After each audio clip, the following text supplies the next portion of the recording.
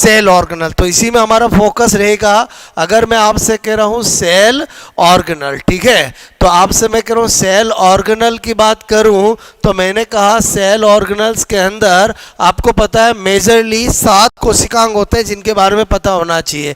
एक होता है बोलो माइटोकॉन्ड्रिया, बोलो आपसे मैं कह रहा हूँ एक होता है क्लोरोप्लास्ट, ओके। बोलो नंबर 3 मैंने कहा गोल्जी बॉडी, बोलो गोल्जी आपसे मैं कहूँ बॉडी। नंबर 4 आपसे मैंने कहा लाइसोसोम, ठीक है, लाइसोसोम, ओके। इसी तरह से मैंने कहा यहाँ पर बोलो सेंट्रियोल, बोलो सेंट्रियोल, क्लियर। आपसे मैं कह रहा हूँ मैंने कहा राइबोसोम, ठीक है, राइबोसोम, और एक मैंने कहा बोलो ईआर, क्लियर। ये 7 कोशिकांग है जिनका आपको आइडिया होना चाहिए। तो ऐसा हर कोशिकांग में क्या बातें हैं जो आपको पता होनी चाहिए। जैसे मैंने कहा माइटोकॉन्ड्रिया है, तो माइटोकॉन्ड्रिया के लिए आपको पता होना चाहिए ये क्या होता है, बोलो पावर हाउस ऑफ सेल होता है। क्या होता है, बोलो पावर हाउस ऑफ सेल, कोशिका का शक्ति गृह होता है। बोलो मैंने कहा डबल मेम्ब्रेन बाउंडेड, दोहरी झिल्ली वाला होता है।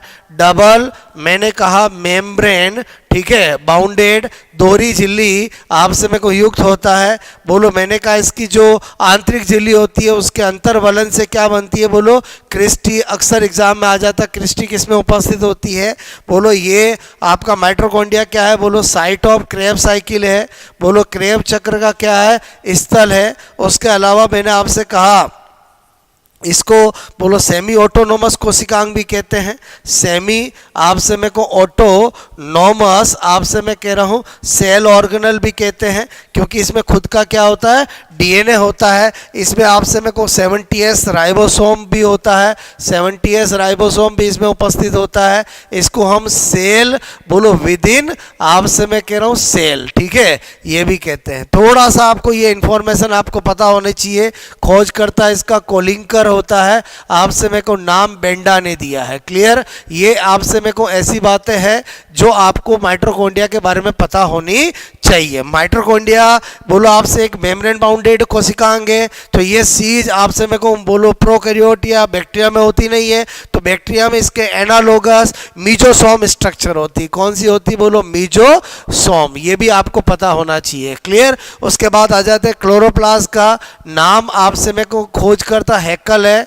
बोलो खोजकर्ता कौन है, बोलो मैंने कहा हैकल है, क्लियर। ये भी क्या होता है, डबल मेम्ब्रेन, बोलो आपसे मेरे को सेल ऑर्गेनल है, ओके, दोहरी झिल्ली युक्त कोशिकांग है। मैंने कहा ये साइट ऑफ फोटोसिंथेसिस है, ओके। और मैंने कहा absent in animal cell, absent in animal cell आपसे मेरे को जंतु कोशिका में क्या होता है, बोलो ये एब्सेंट होता है। उसके अलावा मैंने आपसे कहा कि आपको क्लोरोप्लास्ट के बारे में पता होना चाहिए कि इसके अंदर एक ग्रेना होती है और एक स्ट्रोमा होती है। जो ग्रेना होती है वो लाइट रिएक्शन का स्थल है और स्ट्रोमा होती है वो डार्क रिएक्शन का स्टेबल है। हायर प्लांट के अंदर इसका शेप ओव्यूल शेप होता है। बाकी आपसे मेरे को लोअर प्लांट जैसे जो आपका मैंने कहा क्लेमाइडोमोनास है उसमें कप शेप होता है। बोलो आपसे में यूलोथ्रिक्स के अंदर गडल से मेकलानुमा होता है। आपसे में कोई स्पाइरोगायरा में स्पाइरल शेप होता है। ऐसी बातें आपको पता होनी चाहिए। ये प्लांट का सबसे बड़ा कोशिकांग है और ये बोलो आपसे जंतु कोशिका का सबसे बड़ा कोशिकांग है। बोलो कैमिलियो गोल्जी ने इसकी खोज की है। कैमिलियो आपसे में को गोल्जी ने इसकी खोज की है। और उसके बाद आपको पता होना चाहिए बहुत सारे नाम वाला, बोलो नाम, बहुत नाम इसके आपसे मैं कह रहा हूँ। गोल्जी बॉडी के स्ट्रक्चर के अंदर एक सिस्टर्नी होती है। बोलो आपसे मैं कह रहा हूँ एक ट्यूब्यूल्स होती है और एक क्या होती है, बोलो वेसिकल्स होती है, क्लियर। तो ये थोड़ा इसकी स्ट्रक्चर पता होना चाहिए। और इसका ये जो सिस्टर्नी होती है इसको सिस फेस कहते हैं और इसको क्या कहते हैं, बोलो ट्रांस फेस कहते हैं, क्लियर। और गोल्जी बॉडी एकल झिल्ली युक्त कोशिकांग होता है। आपसे मैं कहूँ क्या होता है, बोलो एकल झिल्ली युक्त आपसे मैं कहूँ कोशिकांग। और गोल्जी बॉडी का कार्य जो है बहुत सारे होते हैं, जिसमें मेन कार्य गोल्जी बॉडी आपसे मैं कह रहा हूँ बोलो स्पर्मेटिड को स्पर्म में बदलती है। बोलो मैंने कहा स्पर्मेटिड, आपसे मैं कह रहा हूँ मैंने कहा स्पर्मेटिड को किस में बदलती है? बोलो स्पर्म में बदलती है। बोलो आपसे मैं को शुक्राणु के एक्रोसोम का निर्माण, शुक्राणु के एक्रोसोम का निर्माण करती है, सेल प्लेट बनवाती है, आपसे में कोशिका भित्ति के मटेरियल बनवाती है और प्राथमिक लाइसोसोम का निर्माण करती है। लाइसोसोम की बात करें तो वेरी इंपॉर्टेंट, आपसे में को एक तो पता होनी चाहिए, डी डवे इसके खोज करता है। इसको हम सुसाइडल बैग, बोलो सुसाइडल बैग, आत्मघाती थैली भी कहते हैं। आपसे में को इसमें हाइड्रोलाइटिक एंजाइम इसमें उपस्थित होता है, ये इसका स्पेसिफिक करैक्टर है। और आपसे मैं कह रहा हूँ ये बहुत सारे रूप वाला,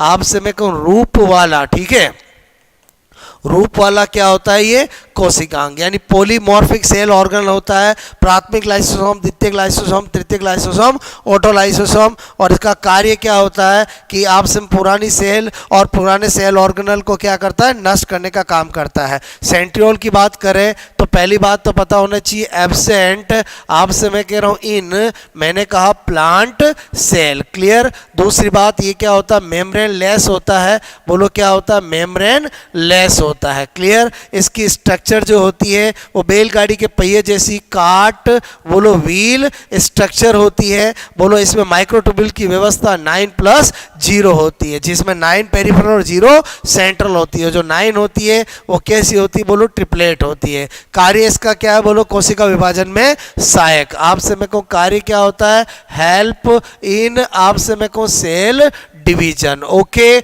उसके बाद बात करते हैं राइबोसोम की। एक तो स्मॉलेस्ट, आपसे मैं कह रहा हूँ सेल ऑर्गेनल, बोलो सबसे छोटा ये क्या होता है? कोशिकांग होता है। उसके बाद यूनिवर्सल सेल ऑर्गेनल, बोलो मैंने कहा यूनिवर्सल, ठीक है। यूनिवर्सल इसलिए क्योंकि आपको पता होना चाहिए राइबोसोम प्रोकैरियोट यूकैरियोट दोनों में होता है। बोलो झिल्ली रहित होता है, बोलो झिल्ली रहित मतलब मेम्ब्रेन लेस होता है, आपसे मैं कह रहा हूँ।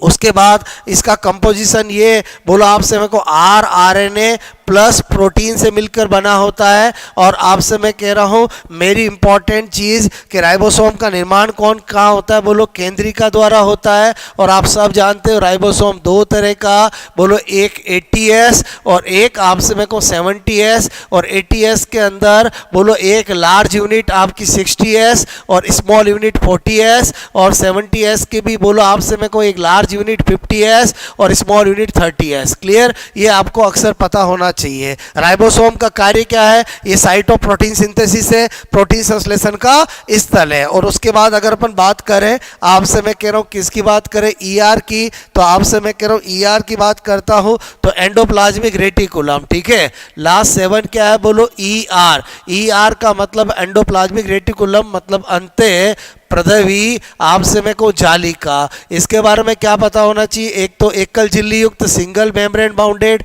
एकल झिल्ली युक्त होती है। दूसरी आपको पता होना चाहिए कि ये कोशिका को यांत्रिक सामर्थ्य प्रदान करती है। क्या करती है? बोलो यांत्रिक, बोलो सामर्थ्य आपसे मैं करूँ प्रदान करती है। और आपसे मैं को इसकी भी स्ट्रक्चर में वही सिस्टर्नी ट्यूबुल्स वेसिकल होती है। और आपसे मैं को टाइप्स की बात करें तो 2 तरह की, एक RER और एक SER। एक रफ एंडोप्लाज्मिक रेटिकुलम, एक smooth endoplasmic reticulum. Rough endoplasmic reticulum की सतह पर ATS राइबोसोम होगा, इसलिए रफ होगी। और इधर क्या होगा? एब्सेंट होगा। और आपको पता होना चाहिए जो RER होती है उसकी स्ट्रक्चर के अंदर वेसिकल एंड ट्यूबुल्स क्या होती है? ज़्यादा। बात समझ में आए? बोलो। और मैंने कहा बोलो इसको हम ट्रिक किससे याद रख सकते हैं? VCR, आपसे मैं कह रहा हूँ मैंने कहा VCR मतलब वेसिकल्स और सिस्टर्नी क्या होती है? ज़्यादा होती है। बोलो आपसे मैं कह रहा हूँ। और SER के अंदर आपको पता होना चाहिए TVS मतलब ट्यूबुल्स और वेसिकल्स क्या होती है? ज़्यादा होती है, क्लियर। तो आपसे मैं को ये मैंने आपको थोड़ा सा एक आइडिया दिया कि सेल बायोलॉजी के अंदर थोड़ा सा आपको कोशिकांगों का आइडिया होना चाहिए। बात समझ में आए बोलो ओके। उसके बाद आपसे मैं कह रहा हूँ यहाँ पर मैंने कहा नंबर 2, क्योंकि सेल बायोलॉजी में ज़्यादातर क्वेश्चन ही आपका किसका आता है, कोशिकांगों का आता है, तो कोशिकांगों का एक डिफरेंशिएट माइंड में होना चाहिए। उसके बाद बात करते हैं सेल डिवीजन की। आपसे मैं कहूँ सेल डिवीजन, ठीक है, तो आपको पता होना चाहिए सबसे पहले सेल साइकिल। सेल साइकिल क्या होती है बोलो, इंटरफेज। मैंने कहा interphase plus division phase. Clear, division आपसे मैं कहूँ फेज, ठीक है, तो आपसे मैं करूँ डिवीजन फेज या बोलो मैंने कहा एम फेज, ठीक है। तो मेरे कहने का मतलब इंटरफेज में 3 होती है, G1 बोलो S और G2। तो इसका मतलब सीक्वेंस क्या हो गई बोलो सेल साइकिल की, तो G1 बोलो S, G2 और M। ये अक्सर आपके एग्जाम में पूछा जाता है, 2 बार सेकंड ग्रेड में पूछा जा चुका है। उसके बाद आपको थोड़ा आइडिया होना चाहिए G1S और G2 का। G1 जो होती है उसको गैप आपसे मैं कहूँ फर्स्ट फेज भी कहते हैं, बोलो ग्रोथ आपसे मैं कहूँ फर्स्ट फेज भी कहते हैं, ओके। उसके बाद मैंने कहा कि जीवन जो होती है उसको प्री मैंने कहा रेप्लिकेशन फेज भी कहते हैं, और आपसे मैं को इसको पोस्ट माइटोटिक फेज भी कहते हैं, ठीक है। ये इसके बहुत सारे नाम हैं जो आपको पता होना चाहिए। एस को आपसे मैं को सिंथेसिस फेज, बोलो एस का फुल नेम क्या है, सिंथेसिस फेज भी कहते हैं। इसमें रेप्लिकेशन होता है इसलिए इसको रेप्लिकेशन आपसे मैं को फेज भी कहते हैं, ठीक है, ओके। उसके बाद आपसे मैं को इसको हम बोलो गैप मैंने कहा सेकंड फेज भी कहते हैं, ग्रोथ सेकंड फेज भी कहते हैं, और आपसे मैं कहूँ पोस्ट बोलो मैंने कहा रेप्लिकेशन फेज भी कहते हैं, और इसी को आपसे मैंने कहा कि बोलो प्री माइटोटिक फेज भी कहते हैं, ठीक है, माइटोटिक फेज भी कहते हैं। सारे कोशिका विभाजन की तैयारियां इन्हीं इंटरफेज में होती है। इंटरफेज बोलो आपसे एक रेस्टिंग फेज न होकर बहुत ही ज़्यादा सक्रिय फेज होती है। जीवन के अंदर बोलो संरचनात्मक प्रोटीन का निर्माण होता है, कोशिका की साइज बढ़ती है, बोलो आपका जो एस सब फेज होती है उसमें रेप्लिकेशन होता है, डीएनए की संख्या डबल हो जाती है, और उसके अलावा मैंने कहा हिस्टोन प्रोटीन का निर्माण होता है। G2 के अंदर आपको पता होना चाहिए ट्यूबुलिन प्रोटीन का निर्माण होता है, सेल ऑर्गेनल की संख्या बढ़ती है, सभी प्रकार के आरएनए बनते हैं, और मैंने कहा आपको कि G2 के अंदर ट्यूबुलिन प्रोटीन बनता है, और ट्यूबुलिन प्रोटीन आगे जाकर बोलो आपके स्पिंडल फाइबर बनाता है। फिर आपसे बात करते हैं माइटोटिक फेज, यानी जो आपसे मैं कह रहा हूँ डिवीजन फेज है, ओके। डिवीजन फेज है, आपको पता होना चाहिए एम फेज जिसमें वास्तव में विभाजन होता है, और विभाजन एक्चुअली कितने तरह के होते हैं, 3 तरह के। एक होता है बोलो माइटोसिस, आपसे मैं कह रहा हूँ एक होता है बोलो मियोसिस, आपसे मैं कह रहा हूँ एक होता है एमाइटोसिस, ठीक है, बोलो ए मैंने कहा माइटोसिस, ठीक है। तो अगर आपको बिल्कुल भी कुछ नहीं पता है तो जितना मैं बता रहा हूँ इतना तो आपको बोलो दिमाग में लेके जाना ही है। बोलो सबसे पहले माइटोसिस की बात करें, ये मैंने कहा बॉडी कि आपसे मैं कह रहा हूँ सभी सेल्स आपसे मैं कह रहा हूँ में जीवन पर्यंत, जीवन बोलो मैंने कहा पर्यंत होने वाला आपसे मैं कह रहा हूँ विभाजन, ठीक है, विभाजन मैंने कहा होता है, ओके। और इसकी बात करें मियोसिस की, यह है ओनली मैंने कहा रिप्रोडक्टिव सेल्स, जनन कोशिका, ठीक है, जनन आपसे कोशिका मतलब रिप्रो मैंने कहा डक्टिव बोलो सेल्स, ठीक है, बोले तो आपसे मैं कह रहा हूँ टेस्टिस एंड ओवेरी, ठीक है, में ही होने वाला विभाजन है। और एमाइटोसिस प्रोकैरियोट का विभाजन है, आपसे मैं कह रहा हूँ ये प्रिमिटिव, आपसे मैं कहूँ प्रिमिटिव आदिम मैंने कहा आदिम, ठीक है, बोलो तथा मैंने कहा प्रोकैरियोटिक आपसे मैं कहूँ डिवीजन है, ठीक है। उसके अलावा आपको क्या बात पता होनी चाहिए, जो माइटोसिस होता है, बात समझ में आए बोलो, कोई विभिन्नता उत्पन्न नहीं, कोई मैंने कहा विभिन्नताएं, ठीक है, उत्पन्न आपसे मैं को नहीं, जबकि इसमें क्या होता है बोलो क्रॉसिंग ओवर होता है, इसलिए विभिन्नताएं आपसे मैं को उत्पन्न, ठीक है, विभिन्नताएं उत्पन्न होने का कारण क्या है, क्रॉसिंग ओवर, क्या है बोलो क्रॉसिंग ओवर, ओके। उसके बाद आपसे मैं कह रहा हूँ इसमें भी नो वेरिएशन, ठीक है, नो वेरिएशन, कोई विभिन्नताएं नहीं, बात समझ में आए।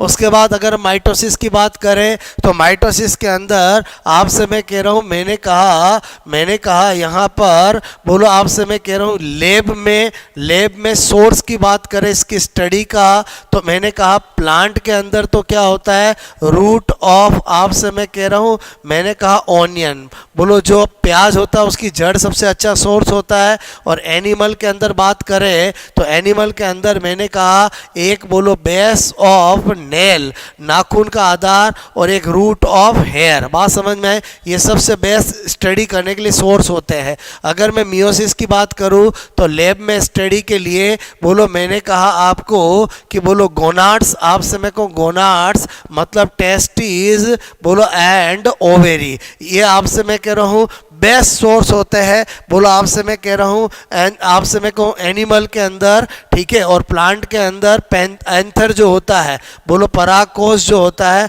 वो बेस्ट इसका क्या होता है, बोलो आपसे मैं कहूँ सोर्स होता है। और रही बात इसकी स्टडी कर लिए तो सोर्स क्या होता है, बोलो आपसे सूक्ष्म जीव, ठीक है, बोले तो आपसे मैं कहूँ बैक्टीरिया सबसे अच्छा इसका सोर्स होता है। ओके, तो एक तो ये बातें पता होनी चाहिए। उसके बाद आपको थोड़ा सा आइडिया होना चाहिए कि आपसे मैं कह रहा हूँ जो मियोसिस होता है, ठीक है, मियोसिस होता है उसमें क्या होता है, बोलो एक मियोसिस आपसे मैं कहूँ फर्स्ट होता है और एक मियोसिस बोलो क्या होता है, सेकंड होता है, ठीक है। तो जो मियोसिस फर्स्ट होता है उसमें आपसे मैं कह रहा हूँ क्या होता है कि मियोसिस फर्स्ट के अंदर बोलो केवल मैंने कहा क्या होता है, समजात, मैंने कहा गुणसूत्र, बोलो गुणसूत्र का क्या होता है, बोलो पृथक्करण, सेग्रीगेशन ऑफ होमोलोगस क्रोमोसोम होता है, मतलब इसमें 2n से n होना होता है, क्लियर। और इसमें क्या होता है, बोलो गुणसूत्र का क्या होता है, गुणसूत्र का क्या होता है, विभाजन होता है, ठीक है, विभाजन आपसे मैं को होता है। तो इसमें n से n ही रहता है। ये पूरी तरह से किसके समान है, बोलो माइटोसिस के समान है, ठीक है। ओके, और आपसे मैंने कहा जो मियोसिस फर्स्ट होता है आपसे मैं को उसके अंदर जो प्रोफेज, बोलो प्रोफेज फर्स्ट होती है उसमें 5 क्या होती है, बोलो सब फेज होती है, जिसका ऑर्डर अक्सर एग्जाम में पूछ लिया जाता है। बोलो आपसे मैं कह रहा हूं एक होती है लेप्टोटीन, आपसे मैं कह रहा हूं एक होती है जाइगोटीन, एक होती है पैकाइटीन, आपसे मैं कह रहा हूं एक होती है डिप्लोटीन और एक होती है डाइकाइनेसिस, ठीक है, डाइकाइनेसिस। ये 5 सबफेज होती है, अक्सर इसका ऑर्डर पूछ लिया जाता है। और जो पैकाइटीन ऐसी सबफेज होती है जिसके अंदर ही क्या होता है, बोलो क्रॉसिंग ओवर, आपसे मैं कहूँ क्रॉसिंग ओवर जीन विनिमय बोलो होता है, ठीक है, जीन विनिमय होता है। तो इतना सा आपको दोस्तों थोड़ा पता होना चाहिए। उसके बाद अपन आ जाते हैं, बोलो क्या, मैंने कहा मॉलिक्यूलर बायोलॉजी, ठीक है। मॉलिक्यूलर बायोलॉजी की बात करूं तो आपसे मैंने कहा मॉलिक्यूलर बायोलॉजी के अंदर बोलो आपसे मैं कहूँ वही कार्बोहाइड्रेट, बोलो प्रोटीन, आपसे मैं कह रहा हूँ बोलो लिपिड, और मैंने कहा न्यूक्लिक एसिड आता है, ठीक है, न्यूक्लिक एसिड। तो आपको मैंने पहले केमिस्ट्री में बता दिए, तो अभी मेरा फोकस किस पे होगा, बोलो न्यूक्लिक एसिड पे, ठीक है। तो न्यूक्लिक एसिड बोले तो क्या होता है, डीएनए एंड आरएनए। अक्सर यहाँ से क्वेश्चन आ जाता है, वेरी इंपॉर्टेंट। तो पहला पॉइंट तो क्या पता होना चाहिए कि न्यूक्लिक एसिड जो होते हैं वो पॉलीमर ऑफ न्यूक्लियोटाइड होते हैं। क्या होते हैं, बोलो पॉलीमर ऑफ, आपसे मैं कहूँ न्यूक्लियोटाइड, ठीक है, न्यूक्लियोटाइड के बहुलक होते हैं। और एक न्यूक्लियोटाइड जो होता है, एक न्यूक्लियोटाइड 3 चीज़ों से मिलकर बना होता है। एक मैंने कहा पेंटोस शुगर, एक क्या होती है, बोलो पेंटोस शुगर। तो आपसे मैं कहूँ पेंटोस शुगर में राइबोज तो होती है किसमें, बोलो इन आरएनए। आपसे मैं कह रहा हूँ मैंने कहा डी ऑक्सी राइबोज, ये किस में होती है, बोलो इन डीएनए। बात समझ में आए। उसके बाद अपन बात करते हैं, दूसरा घटक होता है नाइट्रोजन बेस। क्या होता है, बोलो नाइट्रोजन बेस। नाइट्रोजन बेस के अंदर मैं आपसे कह रहा हूँ एक होता है बोलो प्यूरिन और एक होता है बोलो पिरीमिडीन, ठीक है। तो प्यूरिन जो होता है आपसे मैं कहूँ इसमें क्या होता है, बोलो एडेनिन एंड गुआनिन। आप सब जानते हो, बोलो आपसे मैं कह रहा हूँ ए और जी ये दोनों किसके होते हैं, प्यूरिन के ओके। और पिरिमिडीन के अंदर आपसे मैं कहूँ एक आता है, बोलो थायमीन, आपसे मैं कहूँ मैंने कहा साइटोसिन, साइटोसिन और यूरेसिल, ठीक है। जो थायमीन होता है बोलो आपसे मैं कहूँ यही किस में होता है, स्पेसिफिक, आपसे मैं कहूँ स्पेसिफिक फॉर मैंने कहा डीएनए, क्लियर। और यूरेसिल होता है, ये क्या होता है बोलो, स्पेसिफिक फॉर मैंने कहा आरएनए, ठीक है। बस थोड़ा सा ध्यान रखना, थायमीन का दूसरा नाम 5 बोलो आपसे मैं को मिथाइल यूरेसिल भी होता है, क्लियर। और तीसरा घटक होता है H3PO4 बोले तो फॉस्फोरिक एसिड, ठीक है। फॉस्फोरिक, आपसे मैं कहूँ फॉस्फोरिक एसिड, क्लियर। तो आपसे मैं कहूँ दोस्तों यहाँ पर पता होना चाहिए कि अगर आपसे मैं करूँ नाइट्रोजन पेंटो शुगर और नाइट्रोजन बेस ये दोनों ही अगर घटक जुड़े हुए हो तो इसको बोलते हैं न्यूक्लियोसाइड। क्या बोलते हैं बोलो, न्यूक्लियोसाइड। और इसमें जब फॉस्फोरिक एसिड जुड़ जाता है तो उसको क्या बोलते हैं, न्यूक्लियोटाइड, क्लियर। तो आपको मैंने यहाँ पर न्यूक्लियोसाइड न्यूक्लियोटाइड का अर्थ बता दिया। उसके बाद मैं क्या बता रहा हूँ कि पेंटो शुगर और नाइट्रोजन बेस के बीच में जो बॉन्ड होगा वो ग्लाइकोसाइडिक बॉन्ड होगा। कौन सा होगा बोलो, ग्लाइकोसाइडिक बॉन्ड होगा। और मैंने कहा आपको कि आपसे मैं कहूँ पेंटो शुगर और फॉस्फोरिक एसिड के बॉन्ड बीच में होगा वो एस्टर बॉन्ड होगा, क्लियर।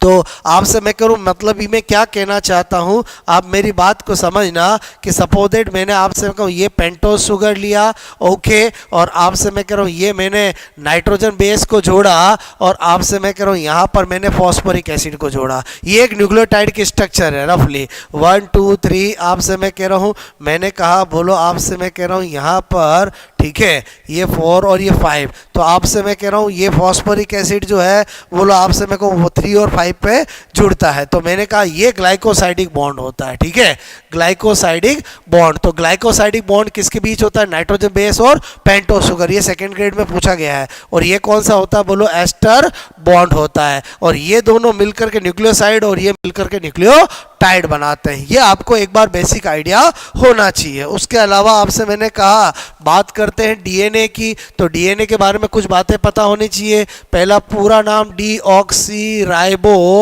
आपसे मेरे को न्यूक्लिक एसिड, ठीक है, न्यूक्लिक एसिड ये इसका पूरा नाम होता है। बोलो आपसे डीएनए क्या होता है, डबल स्टैंडर्ड यानी 2 पॉलीन्यूक्लियोटाइड चेन्स का मिलकर बना होता है। दोनों पॉलीन्यूक्लियोटाइड क्या होती है, एंटी, बोलो आपसे मैं कहूँ पैरेलल होती है, बोले तो प्रति समानांतर होती है, प्रति समानांतर। एंड आपसे मैं कहूँ क्या होती है, कॉम्प्लीमेंट्री, पूरक होती है। ओके, ये आपको पता होना चाहिए।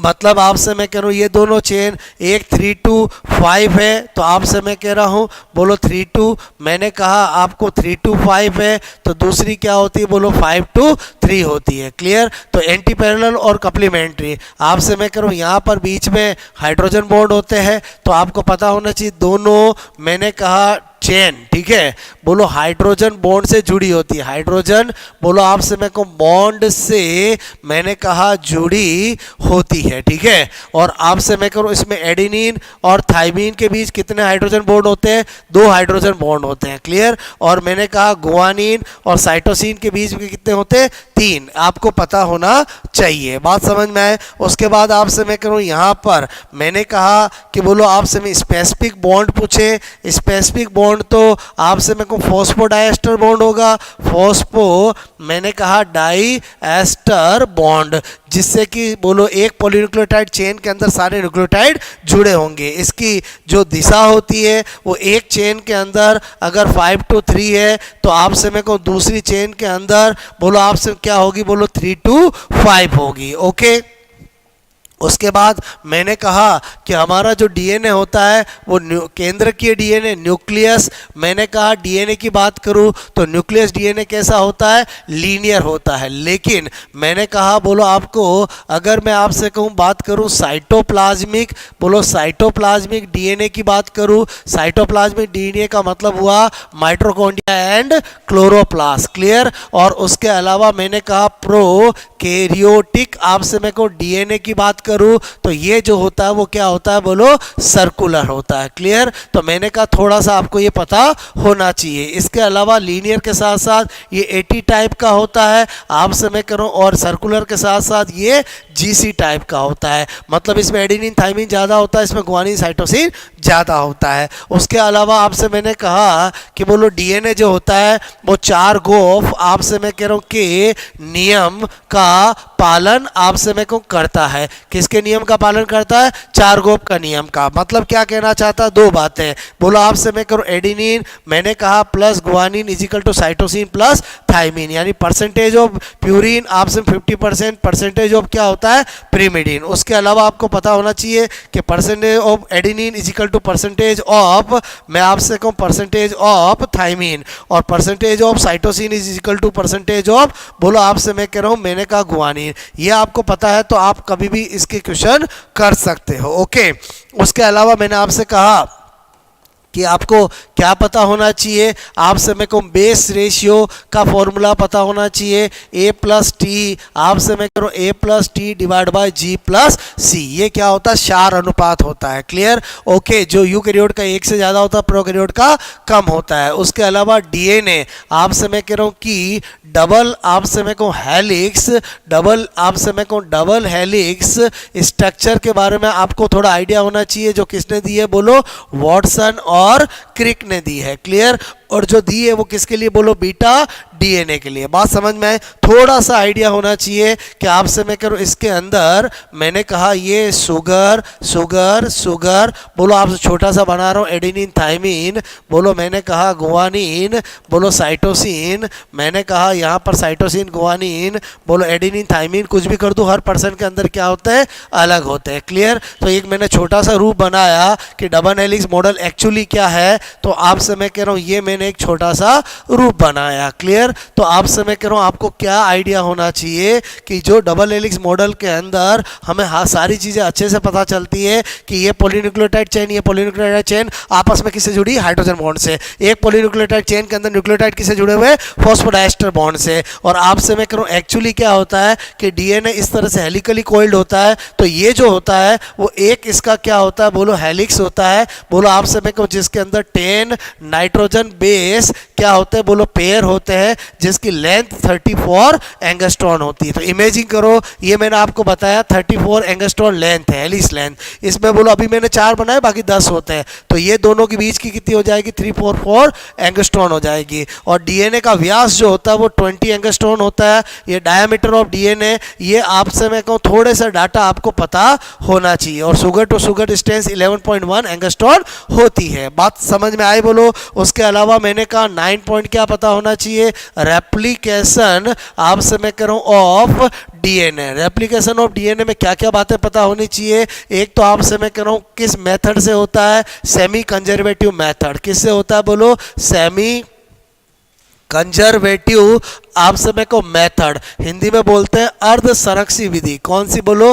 अर्ध संरक्षी विधि। उसके अलावा आपको क्या पता होना चाहिए कि बोलो बाई डायरेक्शनल होता है। क्या होता है बोलो? बाई डायरेक्शनल होता है। ठीक है। तीसरा मैंने कहा नई चेन आपसे मैं कह रहा हूँ का निर्माण, आपसे मैं को निर्माण हमेशा हमेशा बोलो 5 to 3 दिशा में आपसे मैं कहूँ दिशा में होता है। क्लियर? और सेमी कंजर्वेटिव मेथड का मतलब क्या है कि ये पेरेंटल डीएनए है, तो आपसे मैं कहूँ एक चेन तो पेरेंटल होगी और एक चेन कौन सी बनेगी बोलो? नई चेन बनेगी। इसलिए सेमी कंजर्वेटिव मेथड को हाफ आपसे मैं कहूँ ओल्ड, हाफ मैंने कहा न्यू, मैंने कहा चेन मेथड भी कहते हैं। ओके, यहाँ पर एंजाइम आपका डीएनए पॉलीमरेज काम आता है। कौन आता है? डीएनए पॉलीमरेज आता है। क्लियर? और आपसे मैं कहूँ एक्चुअली इसमें क्या होता है कि पहले खुलना होता है, अनजंपिंग होता है, फिर नई चेन बनती है। सपोजेड ये 3 to 5 है और आपसे मैं कह रहा हूँ मैंने कहा ये 5 to 3 है, तो एक चेन कंटिन्यूअस बनती है। बोलो आपसे मैं करूँ जिसको हम सतत चेन बोलो क्या कहते हैं? सतत श्रृंखला कहते हैं। बात समझ में आए बोलो? ओके। आपसे मैं कहूँ जिसको हम लीडिंग चेन भी कहते हैं। ओके। और एक मैंने कहा बोलो यहाँ पर इस तरह से असतत बनती है जिसको हम लेगिंग चेन बोलो क्या कहते हैं? लेगिंग चेन भी कहते हैं। और इन खंडों को क्या कहते हैं? ओका जाकी आपसे मैं कहूँ खंड, ठीक है, जिनको बाद में लाइगेज एंजाइम द्वारा जोड़ा जाता है। किस एंजाइम द्वारा? लाइगेज एंजाइम द्वारा। इस तरह से आपने देखा एक चेन इधर से बनेगी, एक इधर से बनेगी, तो इसको हम क्या बोलते हैं? Di directional. क्लियर? बात समझ में आई होगी। उसके बाद एक मैंने लास्ट आपको बात बता रहा हूँ कि जो डीएनए होता है, आपसे मैं कह रहा हूँ डीएनए, बोलो आपसे मैं कह रहा हूँ से डीएनए बनना तो क्या कहलाता है? रेप्लिकेशन, ठीक है। लेकिन डीएनए से बोलो एमआरएनए बनना क्या कहलाता है? बोलो ट्रांस आपसे में को क्रिप्शन कहलाता है। क्या कहलाता है? ट्रांसक्रिप्शन। अब हम जानते हैं आरएनए सिंगल स्टैंडर्ड होता है, डीएनए डबल स्टैंडर्ड होता है। तो एक्चुअली क्या होता है कि डीएनए बोलो आपसे मैं कह रहा हूँ कि दोनों चेन में से बोलो मैंने कहा जो आपकी जो आपसे मैंने कहा मास्टर स्ट्रैंड होती है, सेंस स्ट्रैंड होती है, उसी से बोलो क्या बनता है? और ये नॉन सेंस स्ट्रैंड, ठीक है, उसी से क्या बनता है? बोलो आपसे में को एमआरएनए बनता है, ठीक है। अगर ये मास्टर स्ट्रैंड है, बोलो मास्टर आप समय को श्रृंखला है, चेन है, आप समय को इससे बनेगा, तो मैंने कहा ये 3 to 5 है, ये बोलो आप समय करो 3 to 5 है, और नई चेन हमेशा हमेशा क्या बनेगी? 5 to 3। पूरी मोलिकुलर बायोलॉजी में ध्यान रखो, नई चेन हमेशा 5 to 3 बनती है। बस ध्यान क्या रखना, यहाँ एडिनिन है तो इसका कप्लीमेंट्री कौन होता है? बोलो थाइमिन, तो कि थाइमिन की जगह इसमें क्या होता है? यूरेसिल। ये ग्वानिन है तो यहाँ पर क्या आएगा? साइटोसिन। ये ग्वानिन है तो यहाँ से क्या आएगा? साइटोसिन। एडिनिन का क्या होता है? बोलो थाइमिन। थाइमिन की जगह यहाँ पर क्या होता है? यूरेसिल। तो कभी भी आपको ये दे रखा हो, ये आप बना सकते हो। आई होप आपको मेरी बात समझ में आई होगी।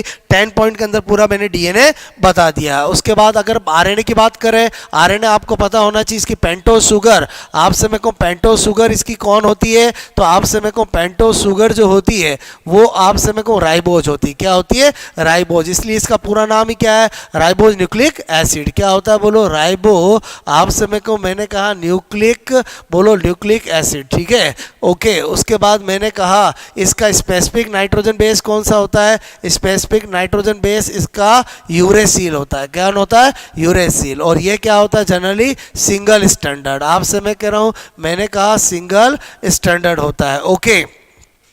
उसके बाद आपसे मैं कहूँ टाइप्स की बात करें तो 3 तरह का होता है। एक आरआरएनए, आपसे मैं कह रहा हूँ एक मैंने कहा टीआरएनए, और एक क्या होता है? बोलो एमआरएनए। क्लियर? थोड़ा सा आइडिया लेना है। मैंने कहा आरआरएनए, ठीक है। तो आरआरएनए जो होता है आपको पता होना चाहिए इसका निर्माण जो है वो किसके द्वारा होता है? केंद्रिका द्वारा। किसके द्वारा? केंद्रिका द्वारा। आपसे मैं को इसका निर्माण बोलो क्रोमेटीन के आपसे मैं को हीट्रोक्रोमेटीन भाग से, हीट्रो मैंने कहा क्रोमेटीन बोलो भाग से, और इसका किससे होता है? यू क्रोमेटीन, यू क्रोमेटीन आपसे मैं कहूँ भाग से, ओके। उसके अलावा आपसे मैं कहूँ ये सबसे ज़्यादा होता है, ये कम होता है, ये सबसे कम होता है। क्लियर? ये आपसे मैं कहूँ राइबोसोम, ठीक है, बोलो राइबोसोम आपसे पर उपस्थित, ओके। राइबोसोम का घटक होता है ये। और टीआरएनए आप इसका काम ही क्या होता है? प्रोटीन सिंथेसिस के समय एमआरएनए और आप टीआरएनए को राइबोसोम पे जोड़ना। ट्रांसफर आरएनए है, इसकी स्ट्रक्चर आपसे मैं कहूँ 2D जो स्ट्रक्चर होती है वो क्लेवर आपसे मैं कहूँ लीफ बोलो लाइक आपसे मैं कहूँ रचना होती है, ओके। मैंने कहा क्लेवर, बोलो क्लेवर आपसे मैं कहूँ लीफ जैसी, ठीक है, लीफ आपसे मैं कहूँ जैसी, बोले तो इस तरह से आपसे मैं कहूँ इसकी स्ट्रक्चर होती है। थोड़ा सा आइडिया होना चाहिए, ओके। मेरे कहने का मतलब है कि आपको थोड़ा आइडिया होना चाहिए इसकी स्ट्रक्चर इस तरह की होती है। ये 3 to 5 हमेशा इसके एंड पर एडिनिन और ग्वानिन, यानी कोई भी आरएनए हो सिंगल स्टैंडर्ड है, 2 एंड होंगे, एक पे एडिनिन और एक पर ग्वानिन होते हैं, 3 इसमें लूप होते हैं, और इस लूप के अंदर बोलो आपका एंटीकोडॉन उपस्थित होता है। तो कभी भी आपको पूछा जाए एंटीकोडॉन किस में होता है? टीआरएनए में। काम क्या है? ट्रांसफर आरएनए, बोलो प्रोटीन सिंथेसिस के समय बोलो आपसे मेरे को साइटोप्लाज्म से बोलो एक्टिवेटेड एमिनो एसिड को राइबोसोम की बड़ी लार्ज इकाई पर ट्रांसफर करना। एमआरएनए की सबसे मेन खासियत क्या है? ये आपसे मैं कह रहा हूँ क्या होता है? लॉन्गेस्ट आपसे मेरे को आरएनए होता है, मॉस अनस्टेबल, मॉस अनस्टेबल आपसे मैं कह रहा हूँ आरएनए होता है। और मैंने कहा इस पे क्या होता है? बोलो कोडॉन उपस्थित होता है। कोडॉन के अंदर सारी जेनेटिक इंफॉर्मेशन होती है कि आपसे प्रोटीन का निर्माण के समय एमिनो एसिड का एक्चुअली क्रम क्या क्या होगा। आई होप आपको मेरे आपसे मैं करूँ आपको ये टॉपिक भी समझ में आया होगा। हमने सबसे पहले सेल बायोलॉजी को देखा, फिर सेल डिवीजन को देखा, फिर मैंने आपको मॉलिक्यूलर बायोलॉजी में डीएनए और आरएनए के बारे में बताया। बात समझ में आए बोलो। अब हम देखते हैं बोलो जेनेटिक्स। ठीक है, जेनेटिक्स बहुत इंपॉर्टेंट टॉपिक है। बेसिकली आपको मोटा मोटा क्या याद होना चाहिए जेनेटिक्स में, एक तो आपको पता होना चाहिए मेंडल के नियम। मेंडल ने कितने नियम दिए बोलो? 3। एक दिया बोलो आपसे मैं कहूँ प्रभाविता का नियम, लॉ ऑफ डोमिनेंस, प्रभाविता का नियम। ठीक है, आपसे मैं कह रहा हूँ एक दिया पृथक्करण का नियम, पृथक्करण का नियम आपसे मैं कह रहा हूँ, या जिसको हम बोलते हैं युग्मकों, आपसे मैं कहूँ युग्मकों की शुद्धता। ठीक है, बोलो शुद्धता का नियम। और एक दिया आपसे मैं कह रहा हूँ स्वतंत्र बोलो अपव्यूहन, आपसे मैं कहूँ अपव्यूहन का नियम। क्लियर, बोले तो law of dominancy, law of segregation या law of purity of gamete, और आपसे law of independent of assortment. Clear, तो आपको प्रभाविता का नियम आपसे मैं करूँ उसको मेंडल अपने एक संकर मोनो आपसे मैं कहूँ हाइब्रिड बोलो क्रॉस। ठीक है, मोनो हाइब्रिड क्रॉस की F1 PD से ही क्या करता है, एक्सप्लेन करता है। बोलो आपसे मैं कह रहा हूँ जो आपका पृथक्करण का नियम है उसको मोनो हाइब्रिड आपसे मैं कह रहा हूँ क्रॉस, ठीक है, कि बोलो F2 PD से क्या करता है बोलो एक्सप्लेन करता है। जबकि स्वतंत्र अपव्ययन का नियम है, इसका आपसे मैं कहूँ एक्सप्लेनेशन जो है वो आपसे मैं कहूँ एक्सप्लेन बाय आपसे मैं कहूँ डाई हाइब्रिड क्रॉस। ठीक है, डाई हाइब्रिड आपसे मैं करूँ डाई हाइब्रिड क्रॉस। ओके, तो एक तो आपको थोड़ा ये आइडिया होना चाहिए। उसके अलावा मेंडल ने किस प्लांट को चुना, आपसे मैं कह रहा हूँ तो मटर को चुना, उद्यान मटर। ठीक है, बोलो मैंने कहा गार्डन पी, उद्यान मटर को चुना। पाइसम सटाइवम इसका नाम होता है, जिसके अंदर 7 विपरीत आपसे 7 जोड़ी आपसे मैं कहूँ 7 पेयर विपरीत आपसे मैं कहूँ विभेद वाले आपसे मैं कहूँ लक्षण बोलो लिए इसने। ओके, उसके अलावा इसकी जो टेक्निक थी, तकनीक आपसे में 2 फेमस तकनीक है। एक है इमेस्कुलेशन, इमेस्कू आपसे मैं कहूँ लेसन। ठीक है, और एक है बोलो बेगिंग। ठीक है, थैली बांधना। ये इमेस्कुलेशन जो है वो अवांछित आपसे मैं कह रहा हूँ बोलो मैंने कहा स्वयं परागण को रोकने के लिए करता था। बेगिंग अवांछित पर परागण को क्रॉस पोलिनेशन को रोकने के लिए करता था। बात समझ में आए? ओके, मेंडल आपसे मैं कह रहा हूँ ने 1 या 2 पीढ़ी तक ही बोलो आपसे मैं कह रहा हूँ और 1 या 2 लक्षणों को लेकर ही अध्ययन करता था। तो बोलो आपसे मैं कहूँ आपको इसके बारे में एक मोनो हाइब्रिड आपसे मैं कह रहा हूँ क्रॉस के बारे में पता होना चाहिए। मोनो हाइब्रिड क्रॉस का फिनोटाइपिक रेशियो आपसे मैं कहूँ रेशियो बोलो आपको पता होना चाहिए क्या होता है 3:1। और मैंने कहा जीनो बोलो टाइपिक आपसे मैं कहूँ जीनोटाइपिक बोलो रेशियो मैंने कहा क्या होता है बोलो 1:2:1। आपको पता होना चाहिए फिनोटाइपिक रेशियो होता है, उसी को मेंडेलियन अनुपात भी कहते हैं। बोलो क्या कहते हैं? मेंडेलियन अनुपात भी कहते हैं। क्लियर, और आपसे मैं कह रहा हूँ इसी को आधारभूत फंडामेंटल रेशियो भी कहते हैं। और जो जीनोटाइपिक रेशियो होता है उसको वास्तविक अनुपात आपसे मैं कहूँ या मैंने कहा आपको रियल रेशियो भी कहते हैं। Clear, okay. उसके बाद मैंने कहा डाई हाइब्रिड क्रॉस के अंदर बोलो आपसे मैं कह रहा हूँ आपको क्या पता होना चाहिए कि एक तो फिनोटाइपिक बोलो वही मैंने कहा फिनोटाइपिक रेशियो जो होता है वो क्या होता है बोलो 9:3:1। क्लियर, आपसे मैं कह रहा हूँ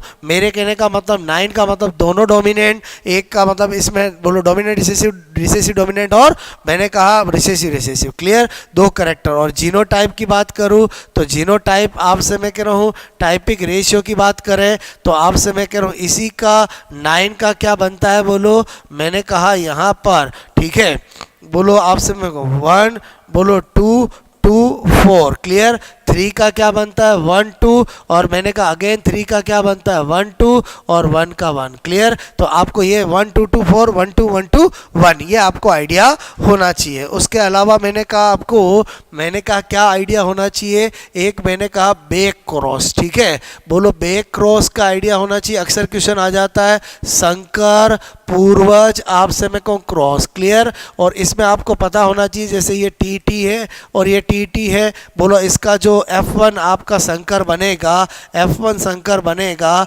अगर मैं इसका पेरेंट प्रभावी, ये प्रभावी पैतृक है, प्रभावी पैतृक के साथ करा देता हूँ तो इसको आउटक्रॉस कहते हैं। और आपसे मैं करूँ अप्रभावी पैतृक, बोलो रिसेसिव अप्रभावी, मैंने कहा ये पैतृक है, इनके साथ कराते हैं तो टेस्ट क्रॉस बोलते हैं। और टेस्ट क्रॉस और बैक क्रॉस दोनों ही कौन से है, बोलो टेस्ट क्रॉस आउट क्रॉस दोनों कौन से है, बैक क्रॉस है। ये स्पेशली ज़्यादा इंपॉर्टेंट है, कभी भी आपको पूछा जाए तो आपको देखना क्या F1 और आपका अप्रभावी पैतृक होगा तो ये हो जाएगा। मोनोहाइब्रिड, आपसे मैं कहूँ मोनोहाइब्रिड के लिए, आपसे मैं कहूँ के लिए टेस्ट क्रॉस का रेशियो 1:1 होता है। और डाई हाइब्रिड, आपसे मैं कहूँ डाई हाइब्रिड के लिए टेस्ट क्रॉस का रेशियो 1:1 होता है। बात समझ में आए? ओके, आपसे मैं कहूँ इतना आपको पहले बेसिक आइडिया होना ही चाहिए। बात समझ में आए? उसके अलावा मैंने कहा एक्सेप्शन, आपसे मैं कहूँ ऑफ मेंडल, ठीक है, मेंडल लॉ की बात करें तो आपको पता होना चाहिए कि जो आपका लॉ ऑफ डोमिनेंस है, प्रभाविता, आपसे मैं कहूँ का नियम, इसके बोलो दो अपवाद है। एक है आपसे मैं कहूँ इनकम्प्लीट डोमिनेंस, अपूर्ण प्रभाविता, बोलो अपूर्ण मैंने कहा प्रभाविता, इनकम्प्लीट डोमिनेंस। और एक क्या होता है, सह प्रभाविता, कोडोमिनेंस, ठीक है। आपसे मैं कह रहा हूँ, मैंने कहा बोलो पशुओं, आपसे मैं कह रहा हूँ कि बोलो त्वचा के बालों, आपसे मैं कहूँ त्वचा का बोलो के बालों का क्या होना, बोलो चितकबरा, ठीक है, चितकबरा, आपसे मैं कहूँ रोन, ये इसका एग्जाम्पल है। इसके अलावा AB ब्लड ग्रुप जो है वो भी किसका, कोडोमिनेंस का। सह प्रभाविता मतलब क्या होता है, को, मैंने कहा को डोमिनेंस, ठीक है। उसके अलावा मैंने कहा जो इनकम्प्लीट डोमिनेंस है, इनकम्प्लीट आपसे मैं कहूँ डोमिनेंस जो है उसका सबसे बेस्ट एग्जाम्पल है मीराबिलिस जालापा, जिसमें लाल पुष्प का रंग जो होता है सफ़ेद पे, बोलो क्या होता है, अपूर्ण रूप से प्रभावी होता है। और आपसे मैं को F1 PD के अंदर जब हम रेड और आपसे वाइट लेते हैं तो बोलो F1 के अंदर हमें पिंक गुलाबी मिलता है। क्लियर? इसका फिनोटाइपिक हो, आपसे मैं कह रहा हूँ, या जीनोटाइपिक हो, वो रेशियो हमें 1:2:1 मिलता है। ये रेड मिलता है,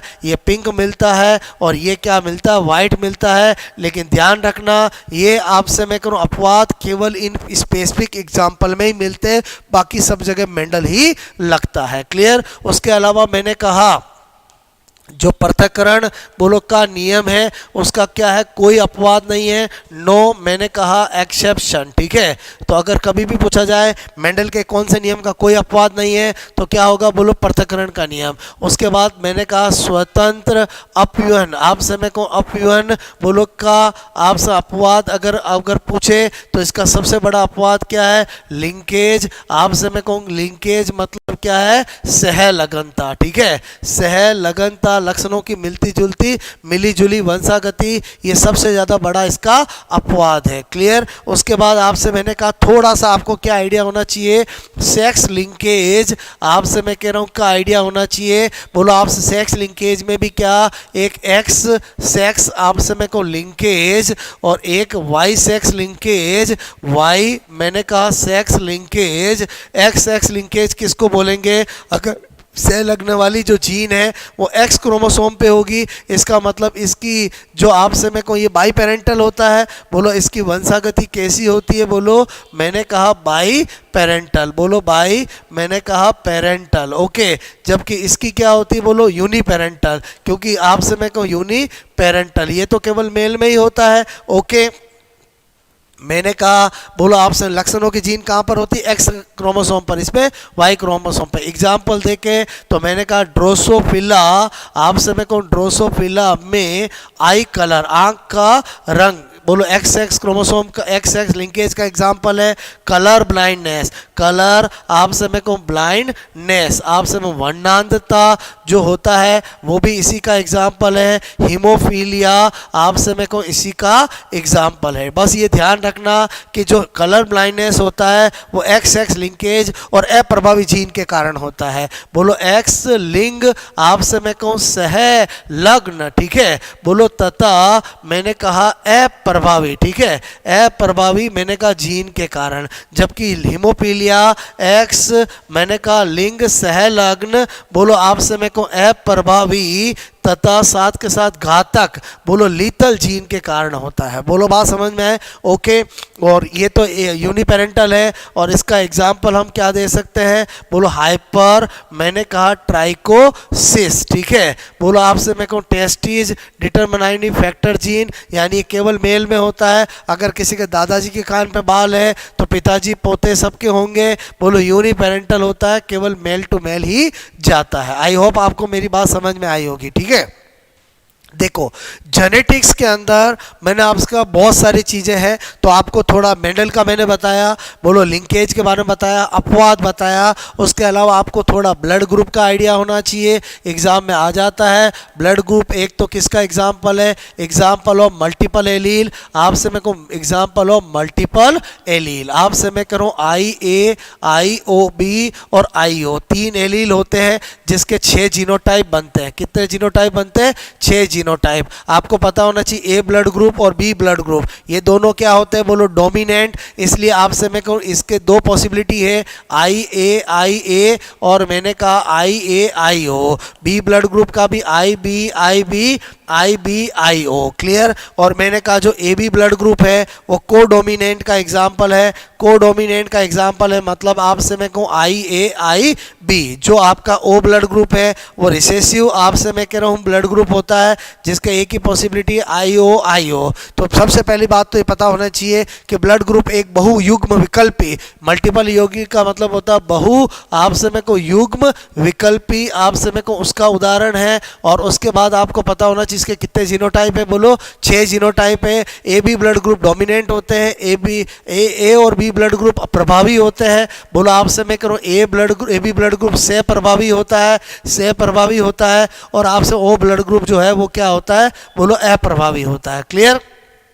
ओके तो आपको ये थोड़ा आइडिया होना चाहिए। बोलो आपसे मैं कह रहा हूँ जो O ब्लड ग्रुप होता है वो सार्वत्रिक क्या होता है? बोलो मैंने कहा सार्वत्रिक, बोलो दाता, यूनिवर्सल डोनर होता है। बोलो यूनिवर्सल क्या होता है? डोनर, सभी को दे सकता है। और AB जो होता है वो सार्वत्रिक, बोलो ग्राही होता है। सार्वत्रिक क्या होता है? ग्राही। यूनिवर्सल क्या होता है? बोलो एक्सेप्टर होता है। बात समझ में आए? बोलो बिकॉज इसके पास आपसे मैं करूँ कोई, मैंने कहा कोई एंटीबॉडी नहीं, क्लियर। इसलिए किसी से भी ले सकता है, इसके पास कोई एंटीजन नहीं, इसलिए किसी को भी दे सकता है। ये अक्सर पूछा जाता है, कारण क्या है कि ये यूनिवर्सल दाता और ये यूनिवर्सल ग्राही है, क्लियर। ब्लड ग्रुप का आइडिया लगा। ऐसे ही मैंने कहा एक होता है RH फैक्टर, आपको पता होना चाहिए ब्लड ग्रुप हो या आपसे मैं कहूँ RH फैक्टर हो खोज करता कार्ल लैंड, आपसे मैं कहूँ स्टीनर इसका खोज करता होता है। रिसस मंकी के अंदर बंदर में इसको खोजा था,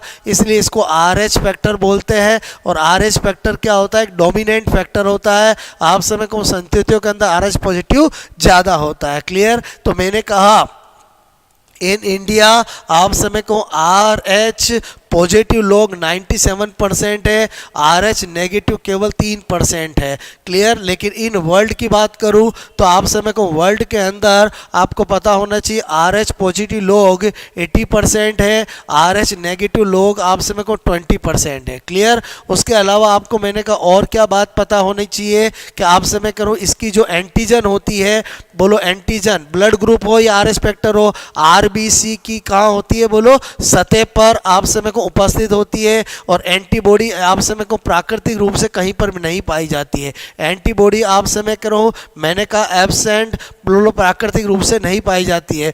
जबकि ब्लड ग्रुप की एंटीजन RBC की सतह पर होती है, ब्लड ग्रुप की एंटीबॉडी ब्लड सीरम में होती है। उसके अलावा आपको एक नाम है, बोलो इरिथ्रो, आप समय को ब्लास्टोसिस, मैंने कहा फिटेलिस, ठीक है।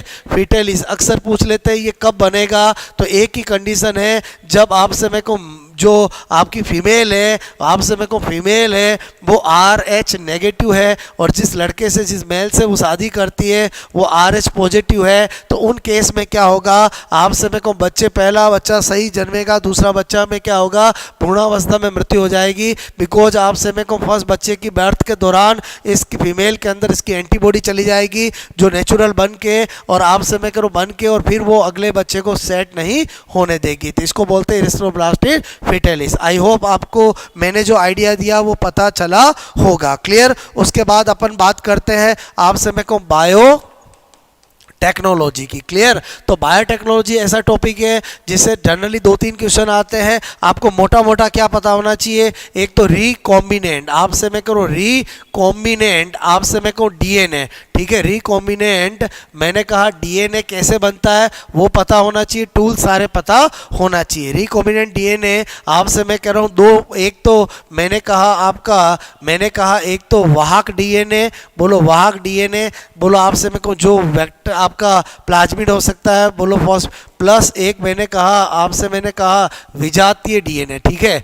विजातीय डीएनए, इन दोनों से मिलकर बना होता है क्लियर रिकॉम्बिनेंट डीएनए। तो रिकॉम्बिनेंट डीएनए हमेशा काइमेरिक डीएनए होता है जो 2 डीएनए से मिलकर बना होता है। तो आपको थोड़ा इसका प्रोसीजर टूल्स पता होने चाहिए। क्लियर? उसके अलावा आपसे मैंने कहा कि बोलो एक नाम होता है रेस्ट्रिक्शन, बोलो आपसे मेरे को एंडो मैंने कहा न्यूक्लियस एंजाइम। इसके बारे में थोड़ा आपको पता होना चाहिए कि आपसे मेरे को इसकी खोज के बाद क्या हो गया, बोलो बायोटेक्नोलॉजी के अंदर क्रांति आ गई, जेनेटिक इंजीनियरिंग के अंदर, बिकॉज ये आपसे मेरे को डीएनए को स्पेसिफिक, आपसे मेरे को स्पेसिफिक बोलो सीक्वेंस, आपसे मेरे को सीक्वेंस में विशिष्ट क्रम में काटता है। क्लियर? एक बात आपसे मेरे को इसे बोलो आणविक कैंची भी कहते हैं, मोलिकुलर सीजर, आणविक कैंची बोलो आपसे मेरे को भी कहते हैं। एग्जाम्पल की बात करूं तो बहुत सारे होते हैं, जैसे मैंने इको RI लिखा, बोलो मैंने हिंड बोलो थर्ड लिखा, और भी होते हैं। तो आपको ध्यान रखना है इनके नाम के अंदर जो पहला वर्ड होता है वो जिस ऑर्गेनिज्म से इनको निकाला गया है उसके जीनस को शो करता है, और उसके बाद का जो वर्ड होता है वो उसके स्पीसीज को शो करता है, जैसे इस्रेशिया कोलाई। बात समझ में आए? बोलो ओके। उसके अलावा बायोटेक्नोलॉजी में आपको ट्रांसजेनिक, आपसे मैं कहूँ ट्रांसजेनिक मैंने कहा प्लांट, ठीक है, और ट्रांसजेनिक एनिमल, ये जरूर पढ़ के जाने हैं। बोलो ट्रांसजेनिक आपसे मैं कहूँ एनिमल, ये पढ़ के जाने हैं, इनसे क्वेश्चन आता है, जिनको GMO जेनेटिकली मॉडिफाइड ऑर्गेनिज्म कहते हैं। ट्रांसजेनिक प्लांट के अंदर फेमस जो है वो BT कॉटन है, बहुत इंपॉर्टेंट है, बैसिलस thuringiensis, बोलो मैंने कहा गोल्डन राइस है, बोलो क्या है, बोलो गोल्डन, मैंने कहा गोल्डन राइस है। ब्रेसिका नेपस है, बोलो आपसे मैं कहूँ ब्रेसिका, बोलो नेपस है, आपसे मैं कह रहा हूँ इसी तरह से फ्लेवर सेव्ड टोमेटो है, बोलो फ्लेवर आपसे मैं कहूँ सर्ड टोमेटो है। क्लियर? आपसे मैं कह रहा हूँ इसी तरह से मैंने कहा आपको ये कुछ जो मैं बता रहा हूँ उनका आइडिया होना चाहिए। ठीक है, इस तरह से बोलो पोटैटो भी बना है, बोलो आपसे ट्रांसजेनिक बैंगन भी बना है, बोलो आपसे मैं करूँ ये आपको थोड़ा आइडिया होना चाहिए। बोलो गोल्डन राइस जो है वो विटामिन A का क्या होता है, अच्छा स्रोत होता है। क्लियर? ओके। आपसे मैं कह रहा हूँ इसी तरह से ट्रांसजेनिक एनिमल में बोलो आपसे भेड़ का बना है, बोलो बकरी का बना है, आपसे मैं कहूँ ऊँट का बना है, बोलो आपसे मैं कह रहा हूँ यहाँ पर बोलो मैंने कहा डॉग यानी कुत्ता का बना है, बोलो आपसे मैं कह रहा हूँ इनके बहुत सारों के ट्रांसजेनिक बने, चूहे के बने हैं। कुछ नहीं, आपसे मैं कह रहा हूँ किसी भी ऑर्गेनिज्म के अंदर किसी विशेष जीन वाली को डायरेक्ट या इनडायरेक्ट डाल देते हैं तो वो जेनेटिकली मॉडिफाइड प्लांट बोलो अब ये एनिमल बन जाता है, जिसको हम GMO कहते हैं। बात समझ में आए? बोलो ओके। मैंने कहा इसके अलावा थोड़ा सा आइडिया आपको क्लोन का होना चाहिए। बोलो आपसे क्लोन फर्स्ट, बोलो स्तनधारियों, आपसे मैं को स्तनधारियों बोलो का जो क्लोन है वो आपको आइडिया होना चाहिए। कौन है? बोलो डोली है। कौन है? बोलो डोली, जो कि किसका क्लोन था? बोलो भेड़ का क्लोन था। किसका? बोलो भेड़ का। आपसे मैं कह रहा हूँ उसके बाद आपसे मैं कहूँ उसके बाद बहुत सारे क्लोन बने अदर, मैंने कहा बोलो शिप का भेड़ क्लोन। उसके बाद जो बने वो कौन है? तो मैंने कहा मोली और पोली, ये भी किसके हैं? बोलो भेड़ के क्लोन हैं। आपसे मैं कहूँ बोलो केट का जो क्लोन है, मैंने कहा क्लोन है वो CC कीटन है। आपसे मैं कहूँ CC कीटन है। मैंने कहा आपको बंदर, आपसे मैं कहूँ का जो क्लोन है, मैंने कहा बोलो आपसे मैं कह रहा हूँ बंदर का जो आपसे मैं कहूँ क्लोन है वो आपको एक तो एंडी पता होना चाहिए। क्या है? बोलो एंडी। बोलो आपसे क्या है? बोलो एंडी, अक्सर एग्जाम में पूछ लिया जाता है। ठीक है, मंकी क्लोन है, तो थोड़ा आपको ये आइडिया होना चाहिए। बात समझ में आए? उसके अलावा आपको आपसे प्लांट टिश्यू कल्चर जेनेटिक्स में थोड़ा सा प्लांट आपसे मैं कहूँ टिश्यू बोलो कल्चर, आपसे मैं कह रहा हूँ इसको भी देख के जाना है, इसके भी क्वेश्चन आ जाते हैं। प्लांट टिश्यू कल्चर के अंदर आपको पता होना चाहिए एक तो ये क्या होना चाहिए, माइक्रोब्स क्या होना चाहिए, फ्री होना चाहिए, पूरी तरह से स्टेराइज होना चाहिए। आपसे मैं कह रहा हूँ प्लांट टिश्यू कल्चर के अंदर आपसे मैं कह रहा हूँ आपको कौन से प्लांट हार्मोन को यूज करते हैं, एक ऑक्सिन और एक मैंने कहा साइटोकाइनिन, ठीक है, साइटोकाइनिन। ये थोड़ा आपको आइडिया होना चाहिए। अगर आपसे मेरे को ऑक्सिन ज़्यादा लेंगे साइटोकाइनिन कम लेंगे तो बोलो रूट इनिशिएशन आपसे मैं करूँ प्रमोट होगा, और अगर साइटोकाइनिन ज़्यादा लेंगे ऑक्सिन कम लेंगे तो शूट इनिशिएशन प्रमोट होगा। क्लियर? तो आपको ये थोड़ा आइडिया पता होना चाहिए। तो ये मैंने आपको थोड़ा बायोटेक्नोलॉजी के बारे में बताया, बोलो आपसे मेरे को एक आइडिया दिया। उसके बाद अपन सिस्टम की बात करते हैं। तो आपसे मेरे को नर्वस सिस्टम के अंदर बेसिकली आपको बोलो आपसे मेरे को ब्रेन कि बोलो स्ट्रक्चर का अच्छे से आपको आइडिया होना चाहिए कि आप समय को ब्रेन के पार्ट्स कौन कौन से हैं, ब्रेन के अंदर पार्ट्स की कौन से बोलो होलो है, कौन से सॉलिड है, कौन से ब्रेन का पार्ट का कौन सा फंक्शन है। जैसे मैं वर्बली बता देता हूँ कि जो ऑल्फैक्टरी लोब होता है वो आपसे मैं करूँ अग्र मस्तिष्क का भाग होता है जिसका कार्य क्या होता है, सूंघना होता है। आपसे मैं करूँ मैंने कहा जो डायनसिफेलोन होता है वो भी अग्र मस्तिष्क का भाग होता है जिसका हाइपोथैलेमस बोलो डोर्सल सरफेस को कहते हैं, जिस पर बहुत सारे सेंटर होते हैं। आपसे मैं कह रहा हूँ तो यहाँ पर थोड़ा मैं आपको आइडिया दूँ। एक मैंने कहा ऑल फैक्ट्री बोलो लॉब, क्लियर। मैंने कहा आपको सेरिब्रल हेमीस्फीयर, सेरिब्रल मैंने कहा हेमीस्फीयर, ठीक है, प्रमस्तिष्क गोलार्ध। और एक मैंने कहा डायनसिफेलोन, ये किसके भाग है बोलो, अग्र मस्तिष्क के भाग है। बोलो आपसे मेरे को इसका काम क्या है, सूंघने से संबंधित, सूंघने से मैंने कहा संबंधित। और ये शरीर की जितनी भी ऐच्छिक क्रियाएं हैं आपसे मेरे को ऐच्छिक क्रियाओं को क्या करता है बोलो, कंट्रोल, ऐच्छिक क्रियाओं का क्या करता है बोलो, नियंत्रण करता है। उसके अलावा इस पर कुछ केंद्र भी होते हैं जो आपको पता होना चाहिए। यादाश्त आप समय का केंद्र मतलब मेमोरी सेंटर, बोलो मेमोरी आप समय को सेंटर भी यहीं पर होता है। बोलो इंटेलिजेंस आप समय को इंटेलिजेंस आप समय को बुद्धिमत्ता का केंद्र भी यही होता है। सोचने का थिंकिंग का केंद्र भी यही होता है, मतलब सोचने का बोलो मैंने कहा बुद्धि आप समय को मता का, मैंने कहा यादाश्त का, यादाश्त आप समय करूँ का, ओके। इसी तरह से मनोरंजन का एंटरटेनमेंट का सेंटर भी यही होता है। बोलो हंसने का, मैंने कहा हंसने का, रोने का आपसे मेरे को क्राइंग का, इन सब का सेंटर कहाँ होता है बोलो, यहीं पर होता है। क्लियर? ये थोड़ा आइडिया होना चाहिए। डायनसिफेलोन की आपसे मैं करूँ एक होती है डोर्सल सरफेस, मैंने कहा एक होती है वेंट्रल सरफेस, ठीक है। बोलो मैंने आपसे कहा वेंट्रल सरफेस, जो वेंट्रल सरफेस होती है उसी को हाइपोथैलेमस कहते हैं, हाइपोथैलेमस कहते हैं। और आपसे मेरे को डोर्सल सरफेस को एपिथैलेमस कहते हैं। क्लियर? और जो हाइपोथैलेमस होती है उस पर बोलो ताप नियामक केंद्र होता है, बोलो ठंड नियामक केंद्र होता है, भूख का केंद्र होता है, बोलो प्यास का केंद्र होता है, बोलो आपसे प्यार लव का सेंटर होता है, और नफरत का केंद्र होता है आपसे हेट घृणा का,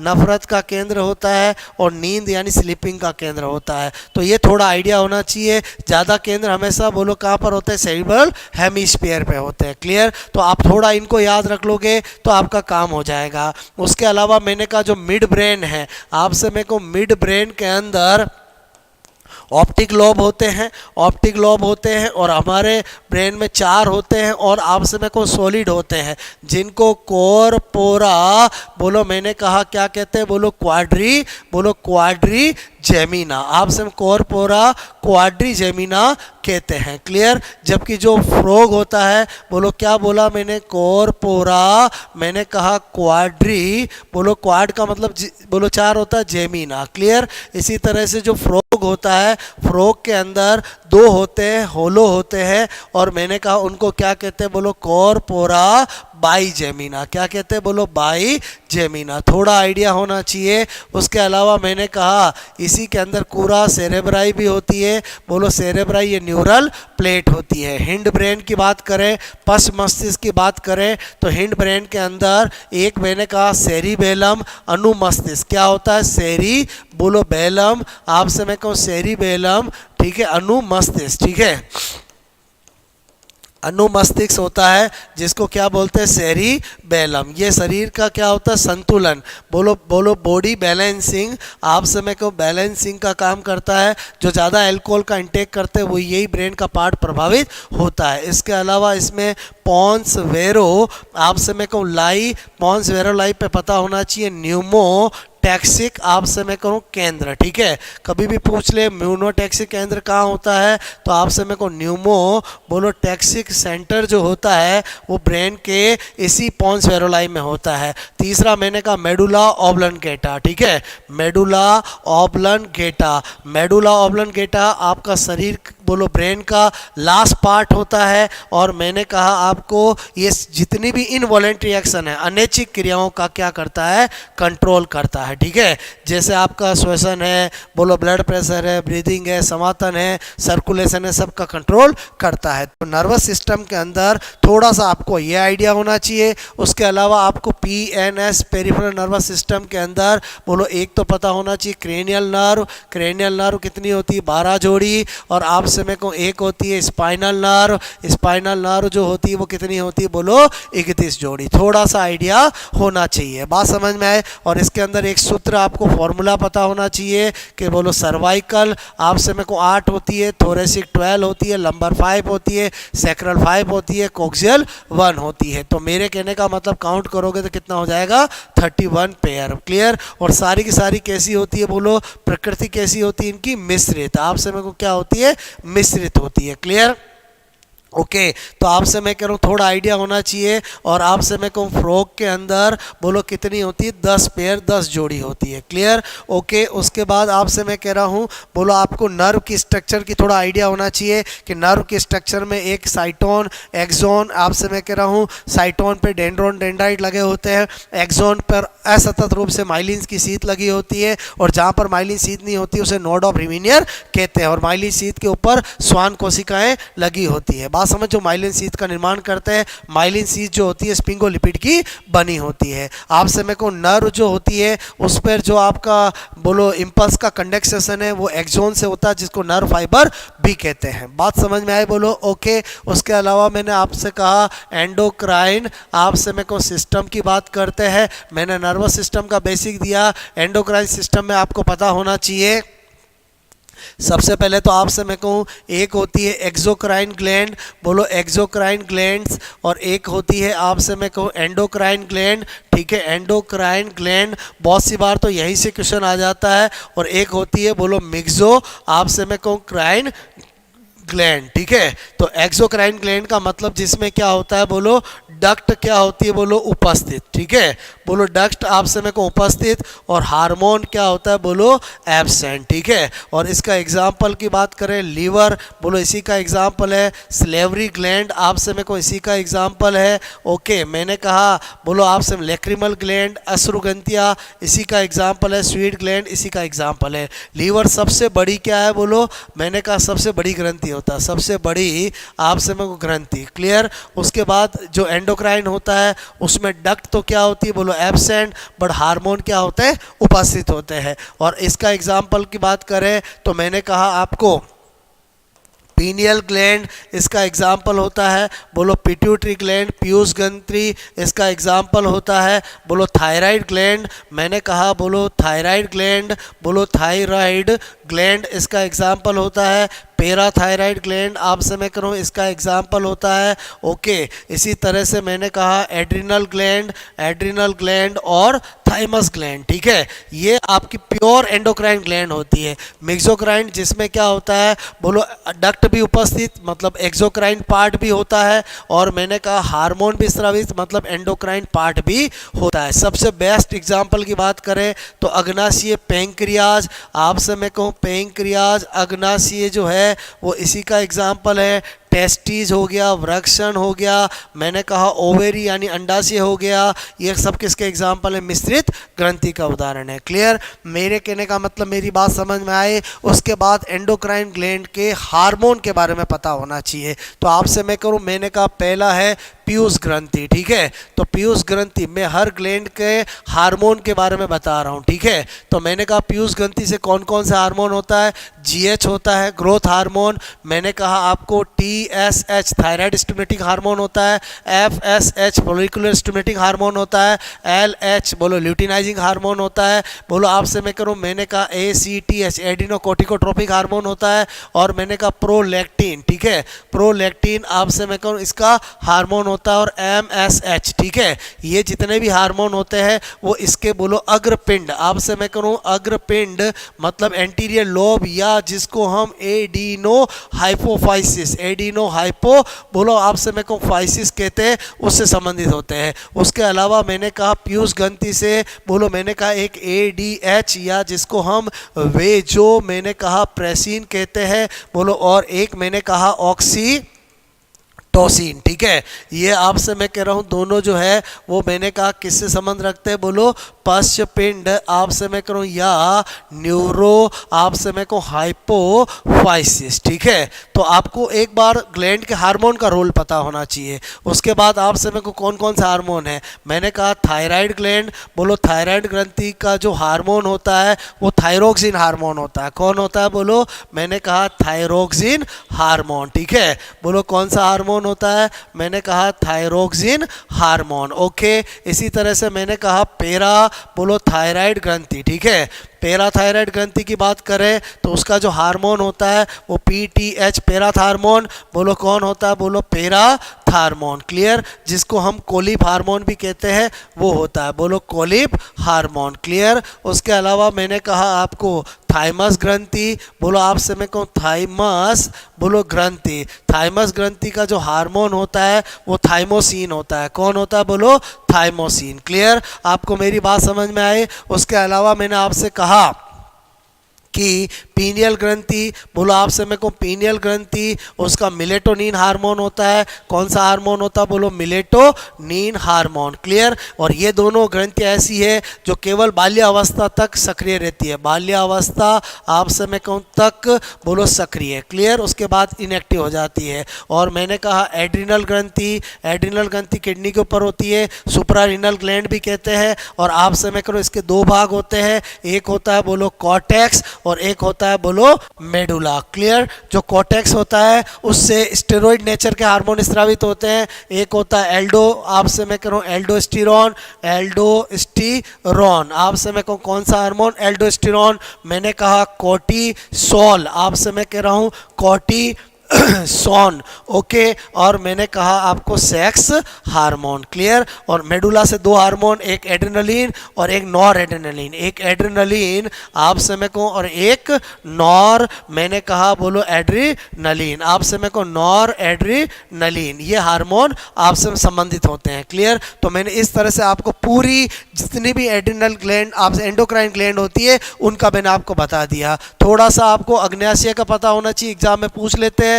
अग्नाशय जो होता है आपसे मिक्सोक्राइन ग्लैंड होता है, जिसका जो एक होता है एक्सोक्राइन पार्ट, आपसे मैं कहूँ एक्सोक्राइन पार्ट वही मैक्सिमम 90% 99% होता है, जिसको हम एसिनी ऑफ आपसे मैं कहूँ पेंक्रियाज कहते हैं। क्या कहते हैं, एसिनी ऑफ पेंक्रियाज, क्लियर। जो अग्नाशय रस का निर्माण करता है, किसका करता है, अग्नाशय रस का, ठीक है। और एक मैंने कहा आइलेट्स ऑफ लैंगरहॉर्न्स, मैंने कहा लैंगरहैंस आपसे मैं कहूँ के दीप समूह, ठीक है, दीप समूह आपसे मैं कहूँ दीप समूह, ओके।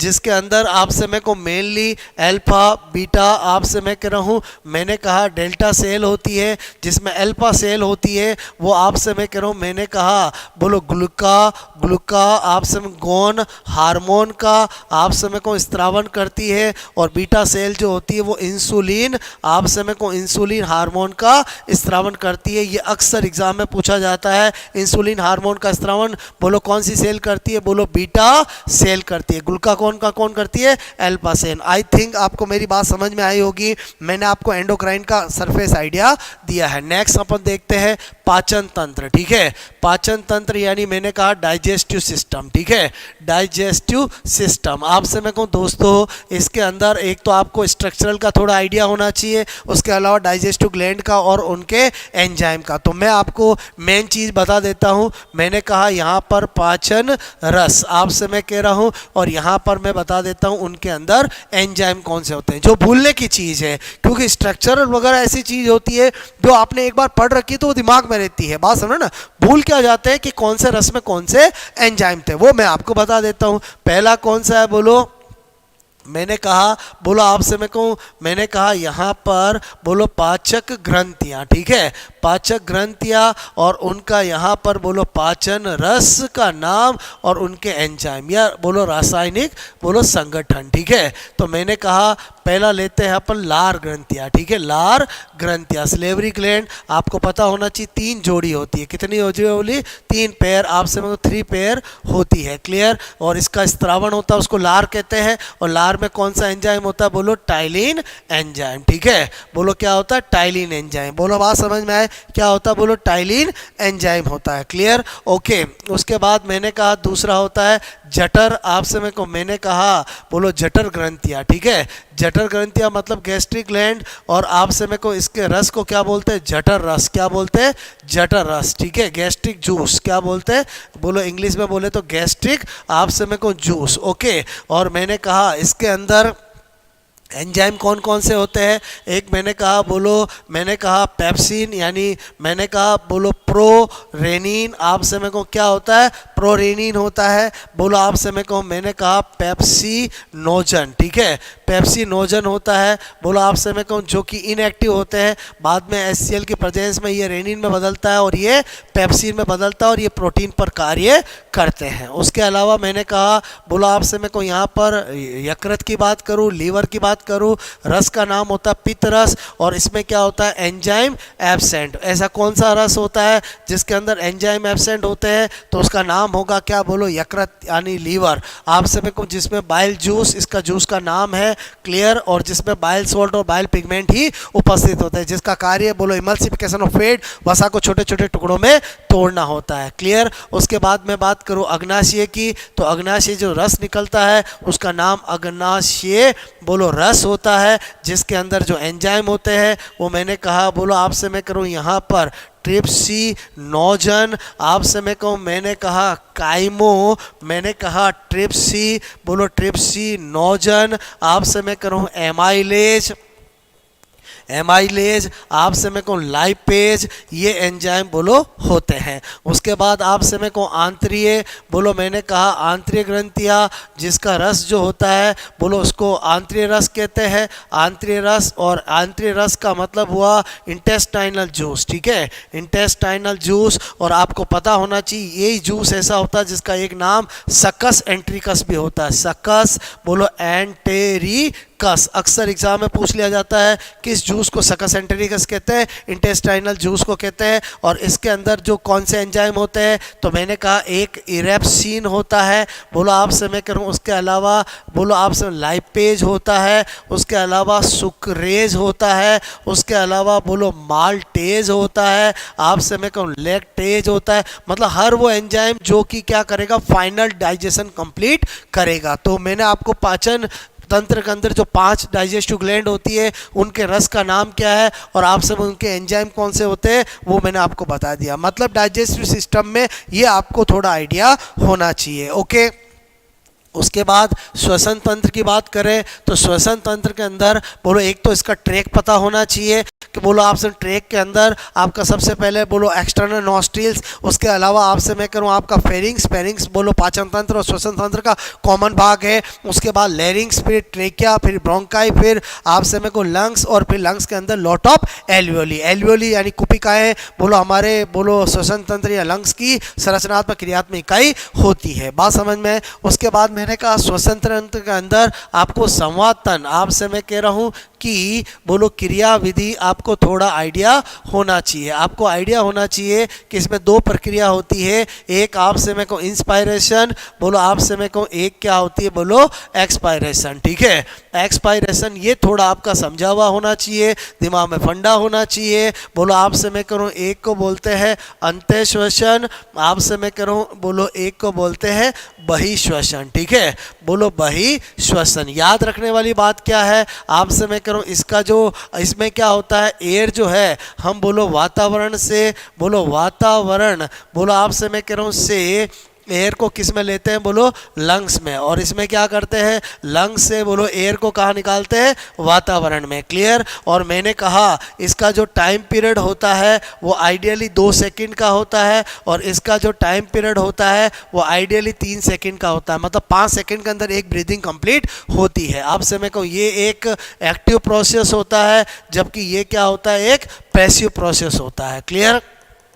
आपसे मैं कह रहा हूँ पैसिव प्रोसेस होता है। क्लियर। और मैंने कहा इसके अंदर बोलो आपसे मैं कह रहा हूँ डायाफ्राम, ठीक है, डायाफ्राम बोलो कि अरियपेशियम, बोलो आपसे मैं आपसे रेडियल पेशी, और आपसे मैं कह रहा हूँ तथा बोलो आईसीएम इंटरकोस्टल मसल, बोलो आपसे मैं कह रहा हूँ में संकुचन, आपसे मैं कहूँ संकुचन होने आपसे मैं कहूँ से होता है, जबकि ये बोलो इन्हीं के क्या होता है, बोलो शीतलन होने से, रिलैक्सेशन, बोलो मैंने कहा शीतलन, मैंने कहा होने बोलो से होता है। क्लियर। वो होता है बोलो कॉन्ट्रैक्शन से, ये किससे होता है, रिलैक्सेशन से। आई होप मेरी बात समझ में आई होगी। क्लियर। उसके अलावा मैं क्या बता रहा हूँ आपको, मेरे कहने का मतलब है इसके अंदर जब इसमें कॉन्ट्रैक्शन होता है तो अंदर क्या होता है, बोलो वॉल्यूम इंक्रीज होता है, प्रेशर डिक्रीज होता है, और आपसे मैं को एयर हमेशा हाई प्रेशर से लो प्रेशर आपसे में को जाती है,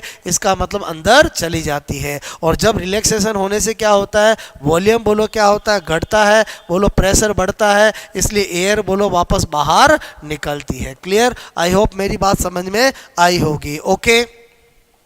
आपसे मैं कह रहा हूँ आपको मैंने बोलो मैं आपको ह्यूमन के सिस्टम बता रहा हूँ, मैंने नर्वस सिस्टम बता दिया, एंडोक्राइन सिस्टम बता दिया, डाइजेस्टिव सिस्टम बता दिया, रेस्पिरेटरी सिस्टम बता दिया। अब अगर मैं बात करूँ एक्सक्रीटरी सिस्टम की, ठीक है, तो एक्सक्रीटरी सिस्टम की बात करूँ तो आपको पता होना चाहिए हमारा एक्सक्रीटरी ऑर्गन कौन होता है, किडनी होता है। किडनी आपसे मैं कहूँ जिसमें बोलो पेरिफेरल पार्ट कॉर्टेक्स कहलाता है, अंदर वाला भाग मेडुला कहलाता है, और आपसे मैं कहूँ किडनी की संरचनात्मक क्रियात्मक इकाई नेफ्रॉन होती है। नेफ्रॉन के अंदर आपसे मैं करूँ एक सबसे पहले हेल्ले लूप होता है, फिर नेक होती है, फिर पीसीटी होती है। बोलो आपसे मैं कह रहा हूँ, मैंने कहा सबसे पहले बोमेन कैप्सूल होता है, फिर नेक होता है, फिर पीसीटी होती है, फिर आपका हेले लूप होता है, फिर डीसीटी होती है, फिर कलेक्टिंग डक्ट होती है। कलेक्टिंग डक्ट सारे नेफ्रॉन का कॉमन डक्ट होती है। और आपसे मैं कह रहा हूँ जो आपका हेले का जो लूप होता है वो मेन आपसे मैं कहूँ एडवांस पार्ट होता है, बिकॉज उसी से आपसे क्या होता है, एक्सचेंज मेनली होता है। उसके अलावा मैंने कहा आपको इसमें मेन चीज़ जो एग्जाम में बार बार पूछी जाती है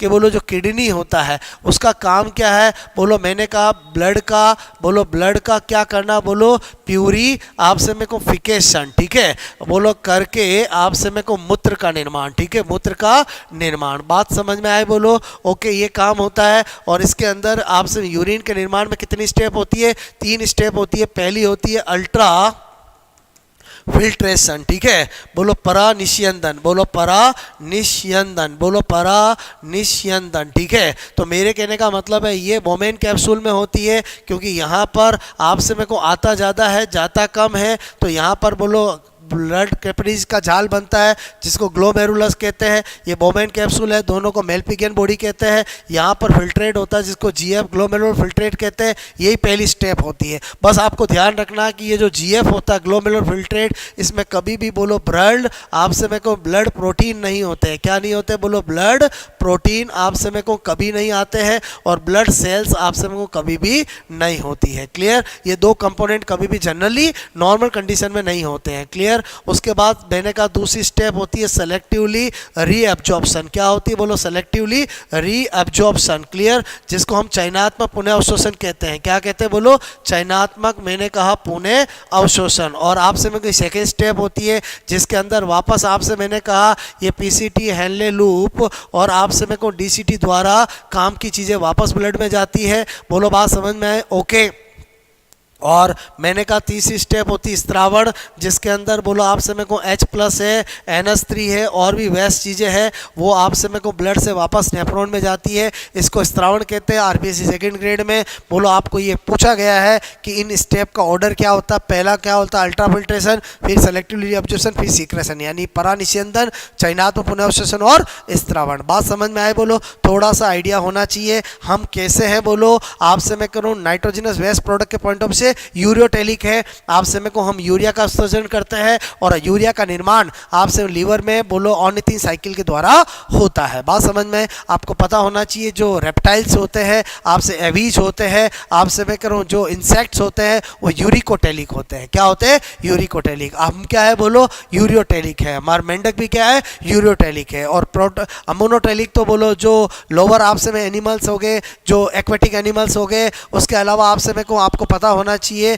कि जो फ्रॉग का जो टेडपोल लार्वा है वो भी अमीनोटेलिक है, और आपका जो बोनी फिश है वो भी अमीनोटेलिक है, जबकि कार्टिलेजिनस फिश जो है वो यूरियोटेलिक है। ओके, आपसे मैं करूँ उसके बाद मैंने कहा आपको किसके बारे में बता दूं थोड़ा, मैंने कहा सर्कुलेटरी सिस्टम। ठीक है, तो सर्कुलेटरी सिस्टम के अंदर दोस्तों ज़्यादातर स्ट्रक्चर आपको स्ट्रक्चर ऑफ आपसे मेरे को हार्ट की पूछी जाती है। आपको थोड़ा सा ये आइडिया होना चाहिए हार्ट के अंदर 4 में बोलो चैम्बर होते हैं। ओके, जिसके अंदर ये राइट ऑरिकल, ये लेफ्ट ऑरिकल, ये राइट वेंट्रिकल और ये लेफ्ट वेंट्रिकल होता है। आपसे मैं करूं बोलो ऊपर वाले भागों से एसवीसी से ब्लड आता है, नीचे वाले से आईवीसी से ब्लड आता है। बोलो ये जो ब्लड आपसे में सारा जो आता है वो डी ऑक्सीजनेटेड होता है। क्या होता है बोलो? डी ऑक्सीजनेटेड ब्लड होता है, अनऑक्सीकृत होता है। यहाँ पर आपसे मैंने कहा ये एसएन नोड होता है। बोलो एसएन नोड यानी साइनो ऑरिकुलर नोड, जिसको पेस मेकर भी कहते हैं। यहाँ पर मैंने कहा एवी नोड भी होता है जिसको पेस सीटर भी कहते हैं। और यहाँ पर आपसे मेरे को ट्राइकस्पिड वॉल होते हैं। क्या होते हैं बोलो? ट्राइकस्पिड वॉल होते हैं, जहाँ से ये डीऑक्सीजनेटेड ब्लड आता है। यहाँ से बोलो आपसे मेरे को पल्मोनरी आर्टरी निकलती है, जिसमें ये डीऑक्सीजनेटेड ब्लड दोनों लंग्स में जाता है। बोलो लेफ्ट लंग्स और राइट लंग्स में जाता है। मेरे कहने मतलब ये कौन है बोलो?